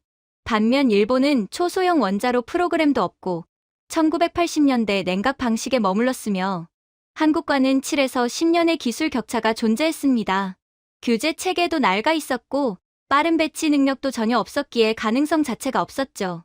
토모나리가 작게 말했습니다. 우린 정말 수십 년 뒤처졌군요. 그리고 격차는 더 벌어질 겁니다. 제가 말했습니다. 한국의 혁신 속도는 계속 빨라지고 있고 일본의 속도는 더 느려지고 있거든요. 그때 새로운 속보가 떴습니다. 미 상원, 한국의 책임 있는 핵 현대화를 공개, 칭찬. 일본에는 자제 권고, 아라모리는 씁쓸한 웃음을 지었습니다. 한국은 칭찬하면서 우리는 조심하라고 하네요. 이게 새 시대입니다. 제가 말했습니다. 한국은 파트너 수준이 아니라 미국에 있어서 없어선 안 되는 존재가 됐습니다. 그리고 일본은요? 토모나리가 조용히 물었습니다. 저는 눈을 피하지 않고 답했습니다. 일본은 선택권이 없는 나라가 되고 있습니다. 힘없는 동남아 국가들과 우리가 다른 점이 없게 되었어요. 회의실은 숨소리만 들릴 정도로 조용해졌습니다. 그 순간 또 다른 속보가 떴습니다. 미국, 한국과 양자 핵 협력 프레임워크 확대, 아라모리는 마지막으로 중얼거렸습니다. 미국이 한국을 선택하는군요. 완전히. 저는 고개를 끄덕였습니다. 한국에는 미래가 있습니다. 그리고 일본은 과거만 있습니다. 그 누구도 반박하지 못했습니다. 모두가 그 사실을 알고 있었기 때문입니다. 그리고 그날 저녁 다시 브리핑실로 돌아왔을 때 분위기는 완전히 달라져 있었죠. 누구도 군사 압박, 핵 균형, 지정학적 영향력 같은 말을 꺼내지 않았습니다. 대신 회의는 아라모리 테치야의 조용한 질문으로 시작됐습니다. 어떻게 한국이 이렇게 빠르게 우루를 추월한 겁니까? 우리가 그 나라를 수십 년 동안 지배했었는데 어떻게 이렇게 짧은 시간에 달라질 수 있습니까? 그의 목소리에는 처음으로 오만함도 자존심도 없었습니다. 오직 혼란과 솔직한 의문만 담겨 있었습니다. 저는 천천히 말문을 열었습니다. 일본은 그동안 안정을 추구했습니다. 그러나 한국은 생존을 선택했습니다. 그리고 그 차이가 모든 것을 만들었습니다. 시즈하라 미야코가 눈썹을 찌푸렸습니다. 생존이라니요. 무슨 의미입니까? 숫자가 아니라 사람들로 설명드리겠습니다. 제가 말했습니다. 한국의 성장은 통계가 만든 게 아니라 사람들이 만든 것입니다. 토모나리 이사오가 몸을 앞으로 숙였습니다. 어떤 사람들 말입니까? 그들의 부모들입니다. 제가 답했습니다. 자녀 교육비를 위해 두세 가지 일을 병행하던 부모들. 새벽까지 일하고 몇 시간 자고 그래도 새벽 도시락을 챙겨 학교에 보냈던 아버지들. 아이들 학원비를 마련하려고 본인 식사를 줄이던 어머니들. 시즈하라는 조용히 고개를 떨구었습니다. 우리는 그런 모습은 보지 못했군요. 보려 하지 않으셨던 겁니다. 제가 부드럽게 말했습니다. 그 모습을 인정하면 우리가 얼마나 덜 노력했는지도 인정해야 했으니까요. 저는 서류에서 사진 한 장을 꺼내 테이블 위에 올려두었습니다. 1980년대 한국의 낡은 공장 내부 사진이었습니다. 기계 진동으로 뿌연 공기, 뜨거운 증기, 그리고 교대 시간을 줄이려고 기계 옆에 종이박스를 깔고 잠든 노동자들. 이 사람들은 전쟁 직후 폐허가 된 산업을 다시 세웠습니다. 제가 설명했습니다. 청력이 망가질 정도로, 허리가 굽을 정도로 일했습니다. 사치가 아니라 가족의 내일을 위해서요. 아라모리가 속삭이듯 말했습니다. 그게 그들의 힘의 근원이었군요. 맞습니다. 제가 고개를 끄덕였습니다. 한국의 성장은 기적이 아닙니다. 대가입니다. 시간으로 치르고, 체력으로 치르고, 건강으로 치른 대가입니다. 또 다른 사진을 보여드렸습니다. 어두운 군부대 숙소에서 졸린 눈으로 공학책을 들여다보는 병사의 모습이었습니다. 한국의 수많은 장병들은 제대 후 아무런 기반 없이 사회로 돌아옵니다. 그래도 낮에는 일하며 밤에는 공부했습니다. 기술직 자격증을 따고 공장에 들어갔습니다. 왜냐하면 나라가 필요했기 때문입니다. 그 세대는 편안보다 책임을 택한 세대였습니다. 토모나리가 떨리는 목소리로 말했습니다. 우리는 그런 결의를 본 적이 없었습니다. 당연합니다. 제가 말했습니다. 한국은 이런 이야기를 자랑하지 않았으니까요. 세계는 K-팝과 화려한 도심만 보았습니다. 한국의 젊은 세대조차도 그 이전 세대의 희생을 다 알지 못합니다. 그리고 저는 회의실을 천천히 걸었습니다.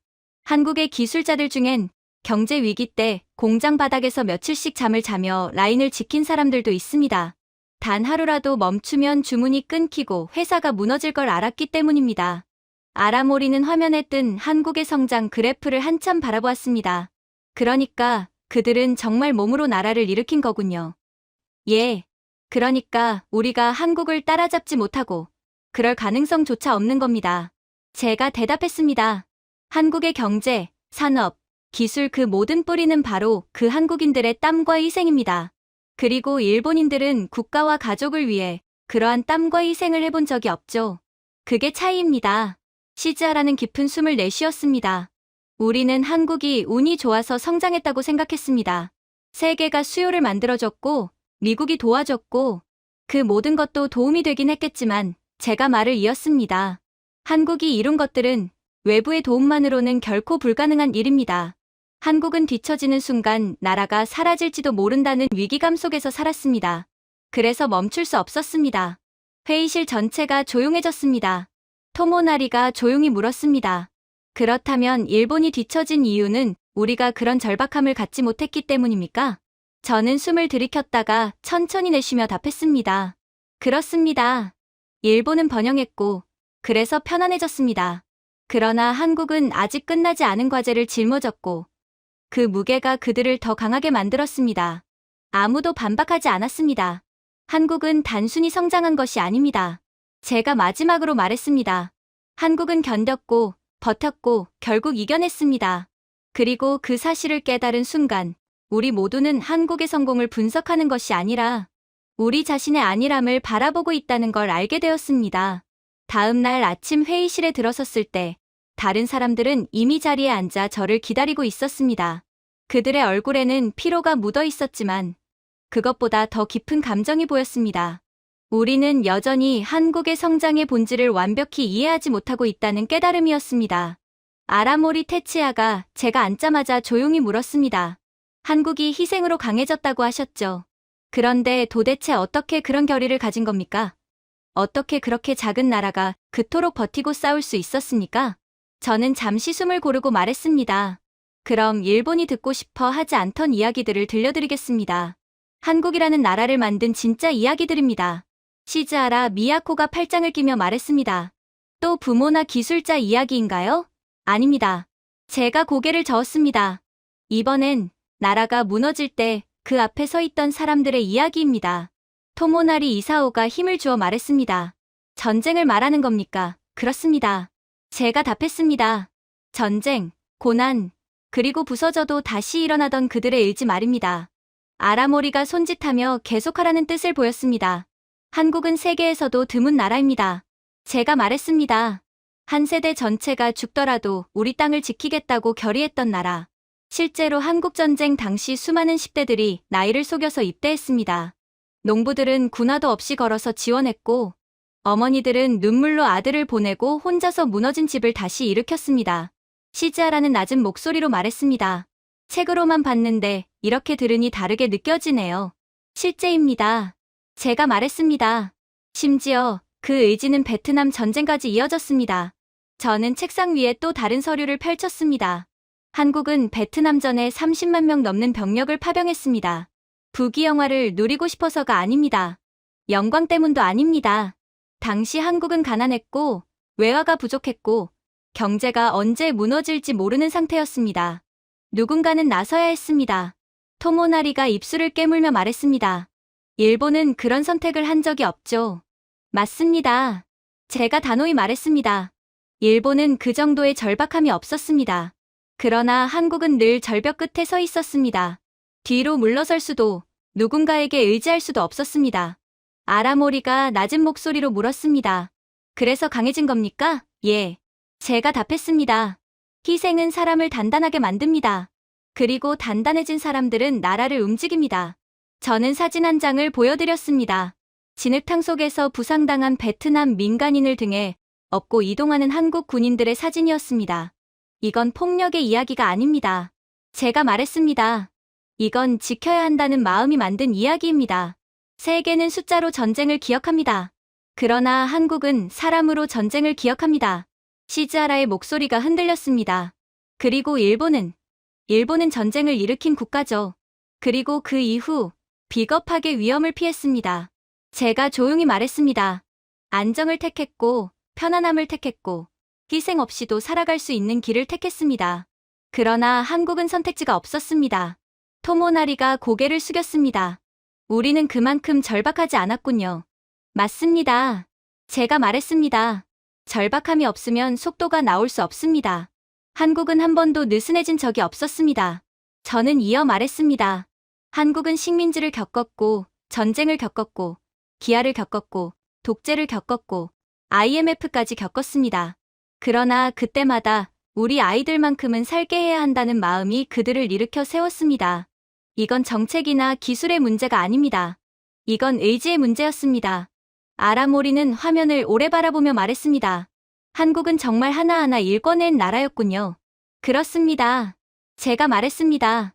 한국의 경제, 기술, 시스템은 모두 수많은 사람들의 눈물과 희생이 만든 결과입니다. 쉬지 않는 깊은 숨을 내쉬었습니다.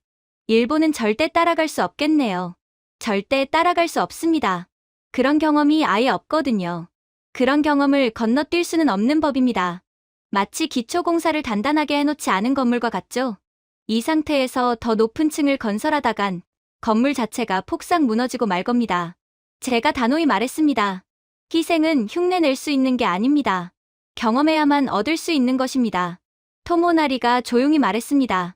그렇다면 한국은 원래부터 일본을 넘어서게 되어 있었던 운명이었군요. 예. 제가 답했습니다. 한국은 목적을 위해 사는 나라입니다. 일본은 편안함을 위해 사는 나라입니다. 그 차이는 세월이 지나도 좁혀지지 않습니다. 회의실은 아무 말도 하지 못한 채 조용해졌습니다. 저는 마지막으로 말했습니다. 한국은 편안함이 아니라 미래를 위해 싸웠습니다. 그래서 무너질 수 없었고 결국은 세상을 이겼습니다. 하지만 모두가 제 말에 인정한 것은 아니었어요. 갑자기 니레가키 카즈우미가 서류 뭉치를 탁자에 세게 내리치며 외쳤습니다. 한국을 다시 압박해야 합니다. 새로운 수출 규제로 정신을 차리게 해야 합니다. 일본이 아직 기술 우위를 가지고 있다는 걸 보여줘야 합니다. 저는 조용히 눈을 좁혔습니다. 우리는 이미 이 카드를 썼습니다. 그때도 효과가 없었는데 지금이라고 다르겠습니까? 시즈하라. 미야코는 손을 휘저으며 대수롭지 않다는 듯 말했습니다. 이번에는 훨씬 더 강력한 규제를 준비했습니다. 우리에겐 아직 영향력이 있습니다. 아직 영향력이 있다고 생각하시는 게 문제입니다. 아직도 현실을 보려 하지 않고 있거든요. 제가 말하자 방 안의 모든 시선이 제 쪽으로 향했습니다. 한국이 아직 일본 기술에 의존한다고 착각하고 계시네요. 지금은 상황이 완전히 반대입니다. 아라모리 테츠야가 굳은 표정으로 말했습니다. 지금 바로 설명하십시오. 저는 태블릿을 펼쳐 반도체 장비, 배터리 소재, 초정밀 나노 컴포넌트 세 가지 분야를 화면에 띄웠습니다. 지금은 일본이 한국에 의존하고 있습니다. 한국이 일본에 의존하는 게 아니라요. 니레가키가 코웃음을 쳤습니다. 말도 안 되는 소리군요. 이 기술들의 절반은 일본이 만든 겁니다. 맞습니다. 일본이 만들었습니다. 제가 고개를 끄덕였습니다. 하지만 한국이 완성했습니다. 그게 중요한 거죠. 니레가키가 이를 악물며 말했습니다. 증거를 보여보시죠. 그래서 저는 보여주었습니다. 첫 번째 그래프를 가리키며 말했습니다. 여기 보시면 일본이 한국의 EUV 공정 제어 모듈에 얼마나 의존하는지 나옵니다. 동아시아에서 고수율 웨이퍼 보정용 제어 모듈 시장의 92%가 한국 제품입니다. 이 장비가 없으면 일본 주요 반도체 기업들은 최대 40%의 생산량을 잃습니다. 시즈하라가 눈을 크게 뜨며 중얼거렸습니다. 92%라니 있을 수가 없는 숫자예요. 있습니다. 그리고 이것도 보수적으로 잡은 수치입니다. 저는 두 번째 슬라이드를 열었습니다. 일본의 산업용 백업 전력 시스템은 한국의 고밀도 전고체 배터리에 의존합니다. 일본 비상 전력망의 약 68%입니다. 이 공급이 끊기면 공장은 몇 분 만에 멈춰섭니다. 아라모리가 숨을 거칠게 내쉬었습니다. 그럼 우리가 한국을 막으려고 하면 한국은 바로 대체합니다. 아무런 타격도 입지 않고 말이죠. 반면에 일본은 바로 무너집니다. 그리고 한국이 공급망을 다시 복구해줄 때까지 숨도 못 쉰 채 죽어가겠죠. 방 안은 찬물이라도 끼얹은 듯 조용해졌습니다. 그러나 저는 아직 말을 끝내지 않았습니다. 다음 슬라이드를 열며 말했습니다. 이뿐만이 아닙니다. 정밀 로보틱스 산업의 핵심인 탄소 나노섬유 소재 역시 한국이 일본 제조업의 74%를 공급하고 있습니다. 이 소재가 없으면 일본 공장은 마이크론 단위의 정밀도를 유지할 수 없습니다. 분기별로 최대 1조 엔 손실이 발생합니다. 토모나리가 괴로운 표정으로 말했습니다. 그렇다면 우리가 한국을 자극하면 결국 우리 스스로를 해치는 꼴이군요. 자해입니다. 멍청한 짓이죠. 제가 단호하게 말했습니다. 하지만 니레가키는 여전히 고집을 꺾지 않았습니다. 그래도 일본의 위신을 지켜야 합니다. 한국에게 밀리는 모습을 보일 수는 없습니다. 아라모리는 차갑게 그를 바라보며 말했습니다. 위신이란 건 결과로 보여주는 겁니다. 현실은 정반대지 않습니까? 그럼에도 불구하고 규제는 강행되었습니다. 그리고 단 하루가 지나자 일본의 발표는 그대로 자충수가 되었습니다. 한국은 발표된 날 단 몇 시간 만에 모든 공급망을 전부 대체했습니다. 국제사회는 일본을 시장 교란국, 불안정한 공급국이라 비판했습니다. 그리고 일본 산업은 무너졌습니다. 로보틱스 생산량 33% 감소, 자동차 수출 일주일 만에 12% 감소, 세계연의 정밀 센서 공장 가동 전면 중단, 일본 산업용 핵심 부품 납품 지연 평균 28% 증가, 글로벌 고객사 37곳의 계약 상실. 시즈하라가 충격에 찬 목소리로 말했습니다. 한국은 하루 만에 대응했는데 일본은 어떻게 저는 담담히 말했습니다. 한국은 이미 모든 시나리오를 대비해왔습니다. 일본은 과거를 믿었고 한국은 미래를 준비했습니다. 그런 국가에 덤빈다는 건 세상에서 가장 멍청한 짓이죠. 그리고 그 세계에서 멍청한 사람이 바로 우리가 되었습니다. 그걸 전 세계가 알게 되었죠. 이후 발표된 자료는 더욱 충격적이었습니다. 일본이 37개의 글로벌 계약 중 한국 기업들이 가져간 비율은 무려 91%였습니다. 전력망 부품, 국제용 고밀도 배터리, 정밀 센서, 산업용 로봇 액추에이터까지 한국이 모두 가져갔습니다. 토모나리가 입을 떨며 말했습니다. 이건 일본 로봇 산업 전체 규모에 해당합니다. 그리고 이제 그 산업은 한국 것이 되었습니다. 일본이 현실을 보려하지 않을수록 그 피해는 계속해서 누적되는 겁니다. 제가 고개를 끄덕이며 말했습니다. 마지막으로 미국과 유럽의 대기업들이 잇따라 발표했습니다. 일본은 더 이상 안정적 공급국이 아니다. 한국을 동아시아 핵심 제조 파트너로 지정한다. 순식간에 판도가 바뀌었습니다. 일본의 보복은 보복이 아니라 스스로 무너지는 과정이었습니다.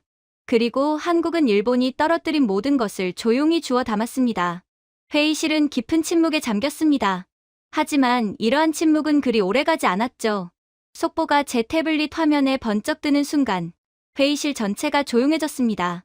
일본 주요 대기업 다수가 한국 이전을 공식 발표. 저는 화면을 모두가 볼 수 있게 돌려놓았습니다. 토모나리 이사오는 믿기지 않는다는 듯 화면을 멍하니 바라보셨습니다. 이게 사실입니까? 그가 떨리는 목소리로 물어왔습니다. 저는 의자의 등을 기댄 채 차분하게 답했습니다. 그 기업들이 계산을 끝냈기 때문입니다. 한국이 더 저렴한 전력, 더 빠른 인허가, 더 높은 안정성을 제공합니다. 그리고 기업은 이윤을 위해 최고의 이익이 되는 방향으로 움직이는 법이죠. 니레가키 카즈우미는 주먹을 꽉 쥔 채 물었습니다. 한국이 전력이 더 싸다고요? 얼마나 말입니까? 저는 또 다른 자료를 열어 보여드렸습니다. 한국 산업용 전기요금은 일본보다 평균 41% 낮습니다. 그러나 전력망 신뢰도는 세계 상위권입니다. 일본은 이제 30위권 바뀌죠. 누구도 말을 잇지 못했습니다. 시즈하라 미야코는 불안하게 책상을 손가락으로 두드렸습니다. 하지만 이전 비용이 너무 큽니다. 기업들이 쉽게 움직일까요? 저는 천천히 고개를 저었습니다. 한국에서는 인허가, 설비 확장 속도가 일본보다 빨라서 이전 비용을 3년이면 회수합니다. 일본에서는 공장 증설만 해도 7에서 10년을 기다려야 합니다. 그러나 한국은 몇 달이면 그녀의 입술이 굳게 다물렸습니다. 잠시 후 화면에는 또 다른 보고서가 떴습니다. 이번엔 일본 엔지니어 네트워크에서 보내온 내부 자료였습니다. 한국으로의 전근을 요청한 일본 엔지니어 분기별 9,000명. 아라모리 테치하는 펜을 떨어뜨릴 뻔했습니다. 9,000명 한 분기 만에 그렇게나 많이요? 저는 고개를 끄덕였습니다. 대부분 40세 미만입니다. 그들은 안정성과 연구 지원, 더 나은 임금을 원합니다. 지금 한국이 그 모든 것을 제공합니다. 테치아는 힘겹게 침을 삼켰습니다. 그러면 일본은 핵심 인력을 잃는 겁니까? 저는 조용히 대답했습니다. 이미 잃고 있습니다. 문제는 속도죠. 그 속도는 아무도 예상하지 못했거든요. 미야코가 저를 향해 물었습니다. 왜 이렇게 갑자기 떠나는 겁니까? 저는 진실만 말했습니다. 한국의 1인당 GDP가 일본을 이미 앞섰기 때문입니다. 더 많은 임금을 줄 뿐만 아니라 한국은 미래 기술에 일본의 3배를 투자합니다. 엔지니어는 정체가 아니라 발전을 선택합니다. 당연한 이치죠. 미래가키는 책상을 세게 내리쳤습니다. 우리가 이제 개발도상국처럼 되는 겁니까? 저는 천천히 그의 눈을 바라봤습니다. 정체된 나라가 역동적인 나라를 만날 때 벌어지는 일입니다. 인재는 항상 강한 곳으로 이동합니다. 방 안에는 무거운 침묵이 꽉 찼습니다. 과거 수십 년 동안 일본은 전 세계 인재들을 끌어모았던 나라였습니다. 오히려 한국의 인재들을 흡수하며 성장해 나갔죠. 그러나 이제 일본은 스스로 길러낸 최고의 인재들을 한국에게 빼앗기고 있었습니다. 그 역사의 아이러니는 누구에게도 가볍지 않았습니다. 또 다른 보고서가 제 화면에 도착했습니다. 일본 기업들이 포기한 글로벌 계약 대부분을 한국 기업이 수주. 저는 상세 내용을 읽어내려갔습니다. 한국이 얻게 될 신규 고급 일자리 약 7만 개. 예상 수출 증가액 연간 210억 달러.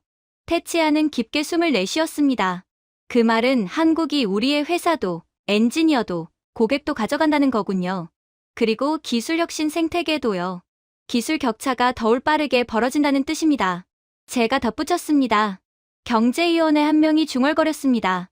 이러면 일본 산업이 완전히 붕괴하겠군요. 저는 고개를 끄덕였습니다. 이미 조용히 붕괴가 진행 중입니다. 아직은 소리 없는 단계일 뿐입니다. 토모나리는 천장을 바라보며 물었습니다. 그렇다면 일본의 미래는 어떻게 됩니까? 저는 잠시 숨을 고른 뒤 정직하게 답했습니다.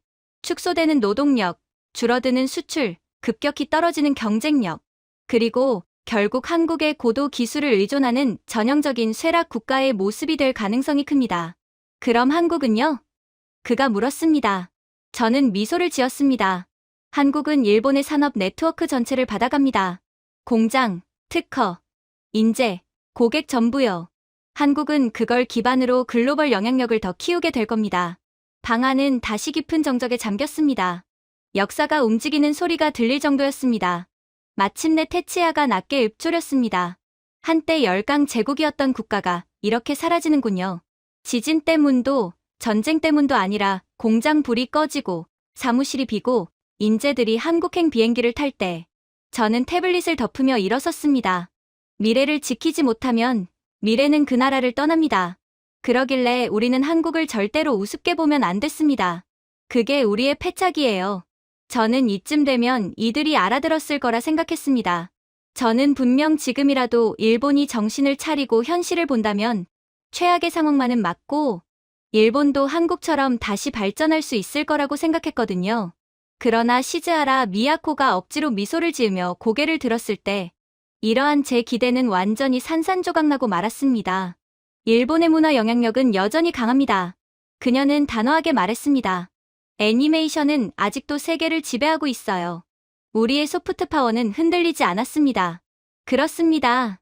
이들은 아직도 정신을 차리지 못한 채 과거에 갇혀 있는 거였죠. 그렇게 저는 말없이 준비해 온 글로벌 스트리밍 데이터를 펼쳐 보였습니다. 미야코 씨, 저는 조용히 말했습니다. 안타깝지만 숫자가 당신의 말을 부정하고 있습니다. 그녀는 눈살을 찌푸렸습니다. 숫자는 일시적인 겁니다. 문화는 영원하죠. 저는 고개를 살짝 저었습니다. 그 영원하다는 것을 객관적으로 한번 보시죠. 그리고 화면을 돌려 보였습니다. 여기 세계 8대 스트리밍 플랫폼의 지난 분기 자료입니다. 아라모리 테치아가 몸을 앞으로 숙였습니다. 지금 우리가 보는 게 뭐죠? 한국 콘텐츠입니다.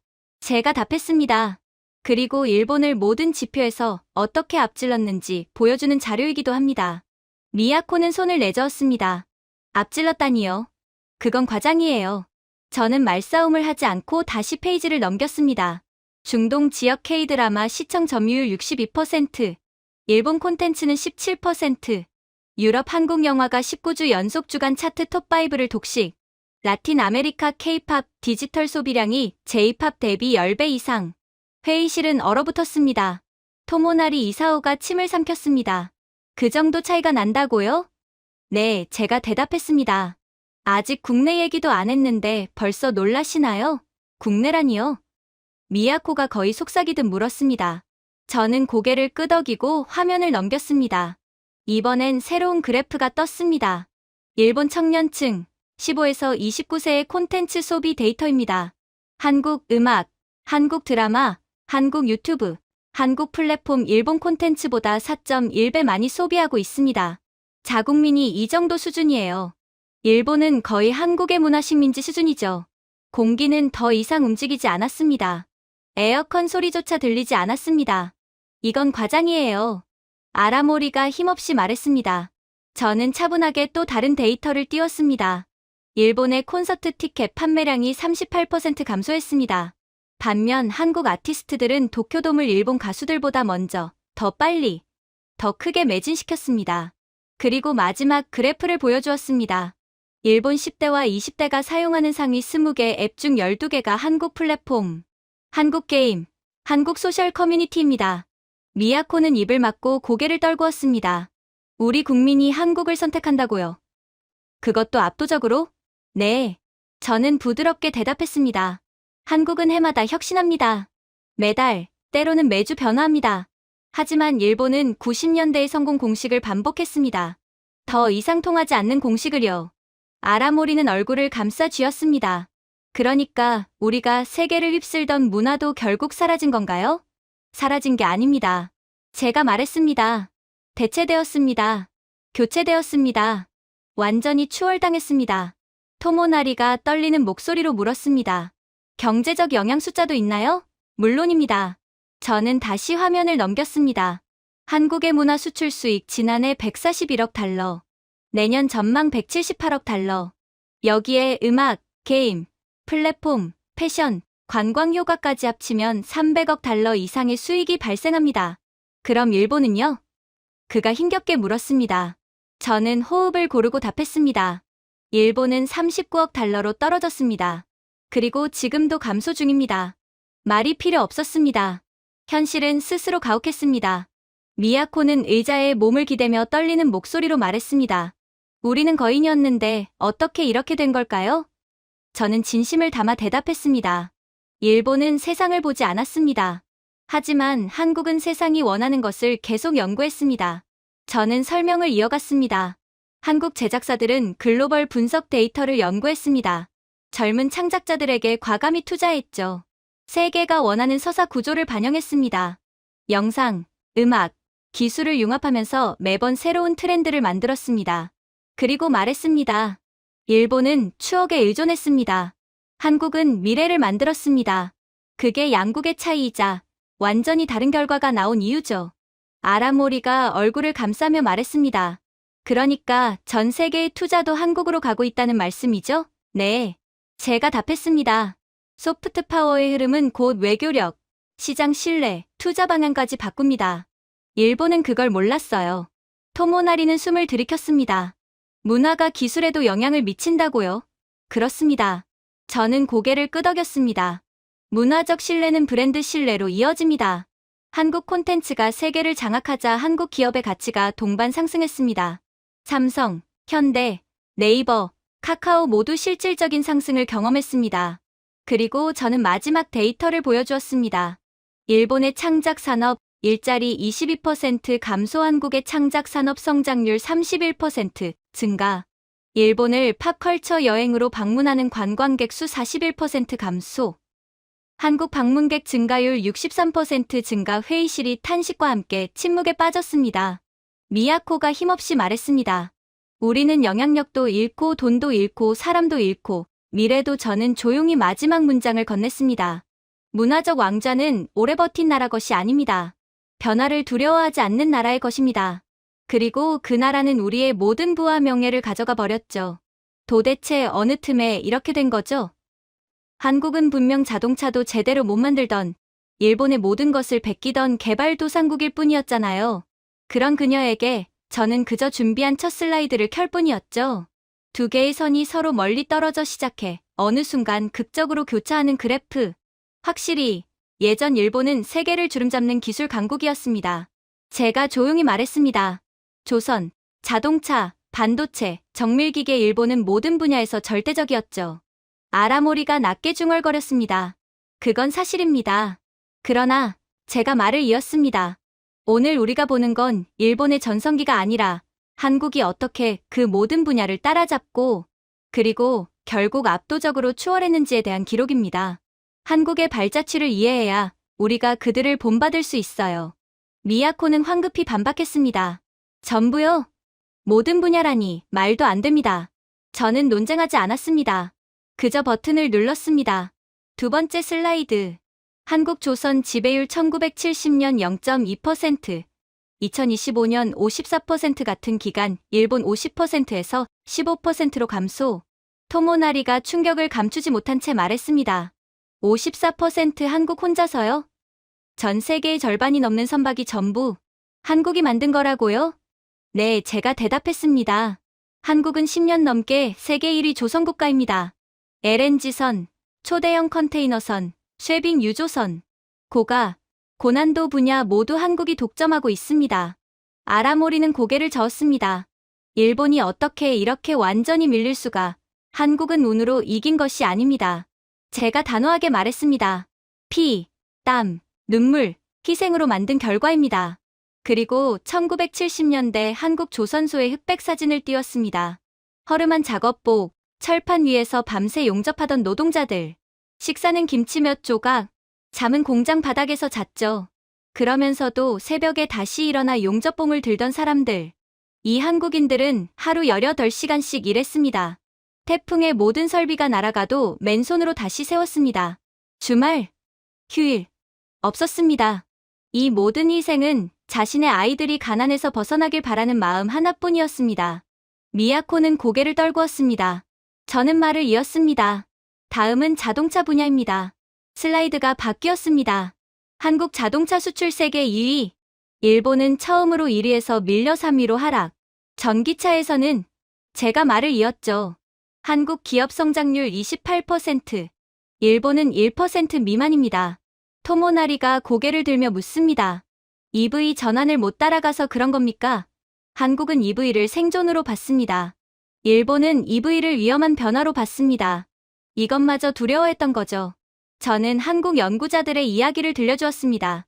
명절에도 연구실에서 배터리 성능 실험을 하던 이들, 집에 못 들어가 아이들 얼굴을 못 본 가장들, 공장에서 쓰러졌다가 다시 일어난 기술자들. 한국은 기업이 발전한 게 아니라 국민이 나라를 일으킨 것입니다. 그게 일본과 다른 점이에요. 회의실은 숨소리조차 들리지 않을 만큼 조용해졌습니다. 이제 반도체를 보겠습니다. 슬라이드가 바뀌자 미야코는 거의 숨을 멈췄습니다. 일본이 자랑하던 분야. 하지만 그래프는 잔인할 정도로 기울어져 있었습니다. 한국 반도체 수출 1120억 달러. 일본 10억 달러. 토모나리는 손이 떨렸습니다. 반도체는 우리의 마지막 자존심이었는데 한국은 아무것도 없는 상태에서 시작했습니다. 제가 말했습니다. 밤마다 공장에서 공부하던 젊은 기술자들, 독일 엔지니어에게 기술을 배우기 위해 불편을 참고 견디던 세대, 유학비가 없어 지하철역에서 잠을 자면서 학업을 이어가던 학생들. 잠시 침묵이 흘렀습니다. 그 세대가 한국 반도체의 기초를 만들었고 그들의 자녀가 이제 세계 최초 3나노 공정을 돌리고 있습니다. 아라모리가 낮게 말했습니다. 그러니까 한국은 희생이 힘이 된 나라군요. 그리고 그 힘을 계속해서 이어오며 이 나라를 더욱 강하게 만들고 있어요. 맞습니다. 제가 고개를 끄덕였습니다. 일본은 안정 속에서 멈췄고 한국은 위기 속에서 달렸습니다. 슬라이드가 마지막 페이지로 넘어갔습니다. 한국 1인당 GDP 1960년 82달러, 2024년 36,000달러. 일본 1인당 GDP 1995년 44,000달러, 2024년 34,000달러. 한국이 추월한 상태였죠. 이번엔 아무도 말을 하지 않았습니다. 미야코만이 떨리는 목소리로 말했습니다. 우리가 한국보다 가난해졌군요. 저는 조용히 대답했습니다. 한국은 따라잡은 것이 아니라 방향을 바꿨습니다. 멈추지 않는 쪽으로. 그리고 아주 천천히 분명한 목소리로 말했습니다. 한국은 기적이 아니라 의지로 만든 나라입니다. 일본은 기억에 머물렀고 한국은 미래를 향해 달렸습니다. 아라모리는 더 이상 반박하지 않았습니다. 그러니까 그가 차갑게 식은 목소리로 말했습니다. 한국의 부상도 일본의 몰락도 결국 운명이었다는 말입니까? 제가 고개를 숙여 천천히 말했습니다. 네. 희생을 선택한 나라는 반드시 성장하고 안정을 선택한 나라는 반드시 멈춥니다. 그러니 한국을 지금이라도 본받아야 한다고 말하는 겁니다. 회의실은 마치 시간이 멈춘 듯 고요했습니다. 한국은 무에서 시작해 전부를 만들어냈습니다. 일본은 전부를 갖고도 천천히 잃어갔죠. 한국은 굶주림에서 태어난 강인함으로, 일본은 풍요 속의 안일함으로 서로 다른 길을 걸었고, 그 결과는 이제 누구도 부정할 수 없었습니다. 그리고 이젠 제발 일본이 정신을 차렸기를 기도했죠. 그리고 다음날 아침, 일본의 긴급 안보 회의가 다시 열렸습니다. 그러나 회의실에 들어서기도 전에 저는 이미 무언가 좋지 않은 기운을 느꼈습니다. 두려움이 아니라 절망에서 나온 일종의 무리수가 준비되고 있다는 느낌이었습니다. 아라모리 테치아는 제 눈을 피했고, 시즈하라 미야코는 굳은 표정으로 태블릿만 응시하고 있었습니다. 토모나리 이사오는 펜을 두드리며 불안한 기색을 감추지 못했습니다. 우리는 결정했습니다. 아라모리가 마침내 입을 열었습니다. 국제적 위상을 되찾기 위해 강력한 해양 성명을 발표합니다. 저는 눈을 살짝 찌푸렸습니다. 또요? 당신들은 도대체 아직도 정신을 못 차린 겁니까? 아니, 이건 내 잘못입니다. 아무래도 일본은 절대로 정신을 차릴 수가 없는, 희망이라는 게 없는 국가였을지도 모르겠네요. 이번에는 한국을 직접 겨냥합니다. 반드시 성공할 수 있을 거예요. 그의 목소리는 떨려 있었습니다. 저도 압니다. 한국이 대단한 국가고, 우리는 그들을 존경해야 하는 입장이라는 걸요. 그러나 한국을 이겨야만 잃어버린 부와 계약을 되찾을 수 있습니다. 실패해도 잃을 건 없습니다. 그런 식의 말은 제가 말했습니다. 진짜 막다른 길에 몰린 나라가 할 때나 나옵니다. 미야코가 몸을 앞으로 기울였습니다. 한국이 너무 많이 빼앗아 갔습니다. 조선, 기술, 항로, 소프트 파워 일본이 주도하던 분야가 모두 넘어갔습니다. 이미 우린 끝났다고요. 그러니 어디선가 다시 공격해야 합니다. 그래서 계획이 뭡니까? 제가 물었습니다. 토모나리가 대답했습니다. 해양에서 한국이 불법 활동을 했다고 주장하는 성명입니다. 일본의 압박으로 인해 약간의 시장 혼란이라도 만들면 일본이 여전히 영향력을 발휘하고 있다는 인상을 줄 수 있습니다. 저는 그들을 바라보며 깊은 숨을 내쉬었습니다. 즉, 거짓말을 하겠다는 거군요. 거짓은 아닙니다. 아라모리가 중얼거렸습니다. 그냥 외교적 해석일 뿐입니다. 저는 단호하게 말했습니다. 한국이 데이터를 공개하면 어떻게 됩니까? 미야코가 비웃었습니다. 데이터는 해석하기 나름이죠. 한국의 데이터는 아닙니다. 제가 말했습니다. 지금은 그 누구도 한국의 데이터를 뒤집지 못합니다. 지금은 그들이 세계를 지배하고 있거든요. 그리고 제 말은 정확했습니다. 일본이 성명을 발표한 지 2시간이 지나자 한국이 대응했습니다. 화도, 감정도 없이 오로지 압도적 증거만으로 한국의 위성 자료가 전 세계 뉴스에 동시에 등장했습니다. 시간, 기상, 좌표까지 완벽히 맞아떨어지는 영상이었습니다. 일본의 모든 주장은 단 몇 초 만에 무너졌습니다. 그 다음은 해군 배치도였습니다. 한국은 각 함정의 궤적, 엔진 로그, 항적 신호까지 모두 투명하게 공개했습니다. 일본이 주장한 상황은 구조적으로 존재할 수조차 없었습니다. 그리고 마지막, 사이버 포렌식 자료가 공개되었습니다. 일본이 한국의 사이버 간섭이라고 주장하던 사건은 일본 국방 네트워크 내부의 낡은 서버가 해킹당해 발생한 자국 내부 문제였다는 사실이 밝혀졌습니다. 국제 분석가들은 단 3분 만에 한국의 손을 들어주었습니다. 유엔 해양 전문가가 생방송에서 말했습니다. 일본의 주장은 사실상 근거가 없습니다. 한국의 자료는 독립검증이 가능하며 일관성이 완벽합니다. 즉, 일본은 억지를 부리고 있는 것입니다. 세계의 질서를 흔들면서까지 말이죠. 이어 유럽의 국방장관이 공식 발표를 냈습니다. 한국은 도발하지 않았다. 일본이 사실을 왜곡했다. 국제 신뢰는 한국에게 있어야 한다. 그리고 시장이 즉각 반응했습니다. 신뢰도가 급격히 떨어진 일본 방산, 조선, 해양보험 기업의 주가는 급락했고 한국의 사이버 보안 해양 기술 기업 주가는 폭등했습니다. 회의실 안은 무거운 절망감으로 가득 찼습니다. 아라모리는 천천히 의자에 기대 앉으며 말했습니다. 끝났습니다. 이제 정말 끝입니다. 미야코는 떨리는 손으로 이마를 문지르며 말했습니다. 우리는 한 번만 밀어붙이면 다시 돌아올 수 있을 거라 생각했습니다. 저는 조용히 고개를 저었습니다. 한국을 상대로 거짓말을 하면 반드시 이렇게 됩니다. 한국은 힘으로 이기는 게 아니라 능력으로 이깁니다. 결국 우리는 완전히 끝났군요. 토모나리가 힘없이 물었습니다. 세계도 또 한국 편을 드는 건가요?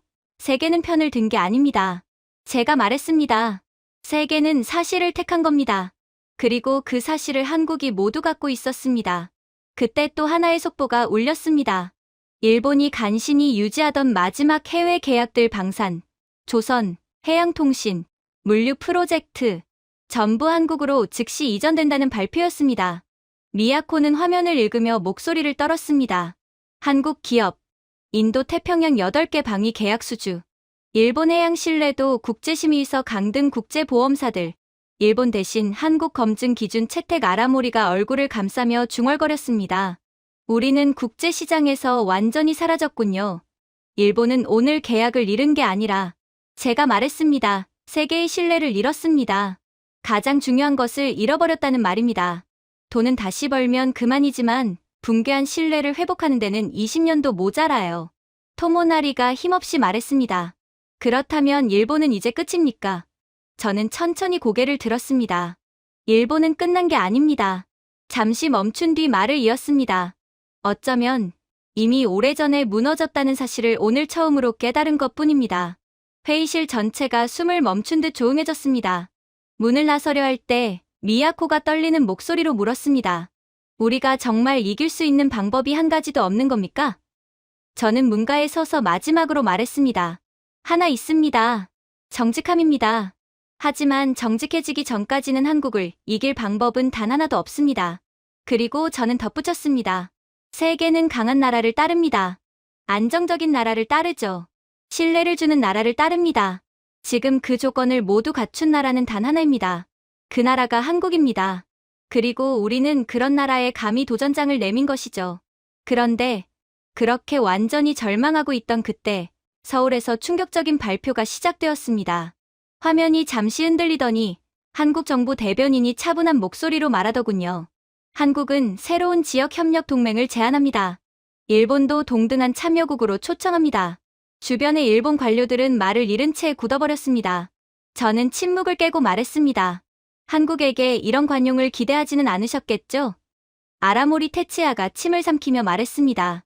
한국이 우리를 완전히 끝낼 거라고 생각했습니다. 그럴 이유는 충분했죠. 역사적인 문제도 그렇고 우리는 반성하지 않고 오히려 계속해서 한국을 공격했잖아요. 제가 대답했습니다.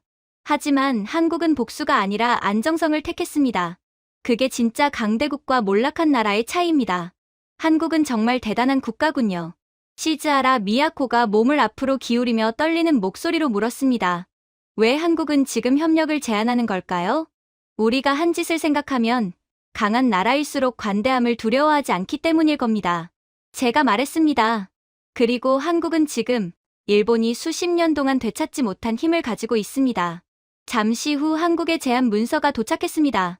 공동반도체 투자위원회, 에너지 비상연계망, 해양감시 공유, 한국의 새로운 안보 프레임워크 참여까지 모든 항목이 조용하지만 압도적인 한국의 주도권을 보여주고 있었습니다. 토모나리 이사오가 중얼거렸습니다. 이건 예전 일본이 다른 나라에게 주던 조건입니다. 맞습니다. 제가 말했습니다. 과거엔 일본이 초청장을 보냈죠. 이제는 한국이 보냅니다.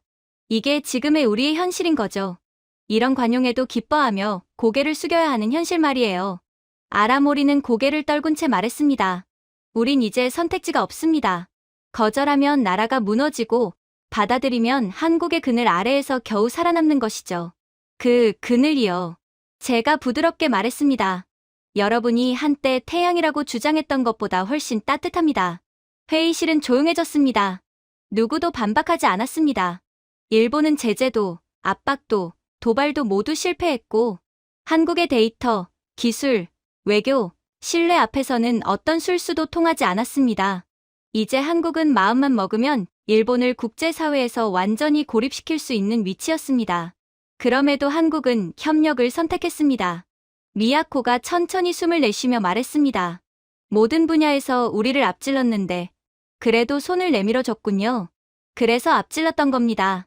애초에 한국을 이기는 건 말이 안 됐던 거죠. 제가 대답했습니다. 곧 한국 대표단이 화상회의로 연결되었습니다. 한국 측 인사는 차분한 목소리로 말했습니다. 우리는 당신들의 굴욕을 원하지 않습니다. 지역은 협력할 때 성장합니다. 과거의 경쟁도, 갈등도 내려놓고 새로운 구조를 만들고자 합니다. 아라모리는 아무도 요구하지 않았음에도 깊게 고개를 숙였습니다. 한국이 우리를 추월했음에도 이렇게 손을 내밀어 주시다니 감사드립니다. 토모나리는 떨리는 목소리로 말했습니다. 한국은 일본이 한때 되려고 했던 모습이 되었군요. 아니죠. 제가 조용히 말했습니다. 한국은 일본이 끝내 되지 못했던 나라가 된 겁니다. 이번에는 일본 관료 누구도 불편한 기색을 보이지 않았습니다. 그들의 자존심은 이미 지난 며칠 동안 완전히 무너졌고 이제는 진실을 인정할 수밖에 없었습니다. 한때 한국을 무릎 꿇렸던 제국 일본이 이제는 한국 앞에서 고개를 숙였습니다. 하지만 한국이 강압을 한 것이 아니라 압도적인 실력과 도덕적 우위로 만들어낸 자연스러운 결과였습니다. 잿더미에서 일어난 나라가 과거 자신을 지배했던 나라보다 훨씬 더 높은 곳에 서게 된 것입니다. 세계 역사에서 전례가 없던 일입니다. 제가 조용히 말했습니다. 식민지였던 나라가 불과 몇 세대 만에 식민 지배국을 완전히 추월하고 오히려 미래를 설계하는 중심국가가 되는 일, 다른 예시가 있다면 말해보세요. 하지만 누구도 대답하지 않았습니다. 없기 때문이었습니다. 한국은 인류 역사에서 전례 없는 일을 해냈습니다. 제가 이어 말했습니다. 수모를 동력으로 바꾸고 패배를 근성으로 바꾸고 좌절을 집념으로 바꿨습니다. 그리고 오늘 복수 대신 공존을 선택할 만큼 강한 나라가 되었죠. 우리는 이런 한국의 모습을 본받고 존경해야 합니다. 아라모리가 중얼거렸습니다. 우리가 한때 제국이었는데 이젠 한국의 문 앞에서 허락을 구하는 입장이 되었군요. 그리고 한국은 문을 열었습니다. 제가 말했습니다. 여러분이 자격이 있어서가 아니라 한국이 더 나은 미래를 선택했기 때문입니다. 화상회의는 종료되었고 회의실은 말할 수 없는 감정으로 가득 찼습니다. 굴욕, 감사, 두려움, 존경이 뒤섞여 있었습니다. 회의실을 나서는 길에 미야코가 조심스럽게 물었습니다. 일본에게도 회복의 기회가 있을까요? 과거만 붙잡고 있다면 없습니다. 제가 대답했습니다. 하지만 한국에게서 배운다면 혹시 모릅니다. 그럼에도 쉽지 않겠죠. 한국이 워낙 대단한 나라여야죠. 그녀는 고개를 끄덕였습니다. 우리는 늘 강한 나라에게만 고개를 숙였죠. 서구 열강에게, 미국에게 그리고 이제 한국에게. 이번엔 제가 말했습니다. 올바른 이유로 숙여야 할 때입니다. 그 순간 일본은 처음으로 두려움 없이 고개를 숙였습니다. 과거가 아니라 미래를 향해 말이죠. 그리고 한국은 확실히 그 미래를 만들어가는 나라였습니다. 그리고 이젠 마지막 전략 회의 시간이 찾아왔죠. 방안은 묘하게 차분했습니다. 마치 모두가 이미 되돌릴 수 없는 무언가가 지나갔음을 느끼고 있는 분위기였어요. 아라모리 테치아는 더 이상 자존심이나 짜증이 묻은 펜 두드림을 하지 않았습니다. 시즈하라 미야코의 표정도 한결 부드러워져 있었고 젊은 분석관들조차 예전처럼 방어적으로 굳어있지 않았습니다. 저는 자리 앞에 앉아 천천히 숨을 들이켰습니다. 이제 우리는 경쟁 얘기를 하려고 모인 게 아닙니다. 제가 먼저 입을 열었습니다. 앞으로 우리가 무엇을 해야 하는지 얘기해야 할 때입니다. 미야코가 조심스럽게 손을 들었습니다. 앞으로라니요. 일본의 앞으로 말씀이십니까? 우리 모두의 앞으로입니다. 제가 대답했습니다. 인정하든 인정하지 않든 이제 전 세계가 참고하는 기준은 한국이 되었으니까요. 회의실은 조용했습니다. 그러나 그 침묵은 적대감이 아니라 부정할 수 없는 사실을 받아들이는 조용한 인정이었습니다. 아라모리가 앞으로 몸을 기울이며 말했습니다. 말씀해 보십시오. 한국은 우리를 완전히 짓밟을 수도 있습니다. 그나마 남아있던 일본의 계약, 영향력 다 가져갈 수도 있었겠죠. 그런데 왜 그렇게 하지 않습니까? 진짜 힘은 제가 대답했습니다.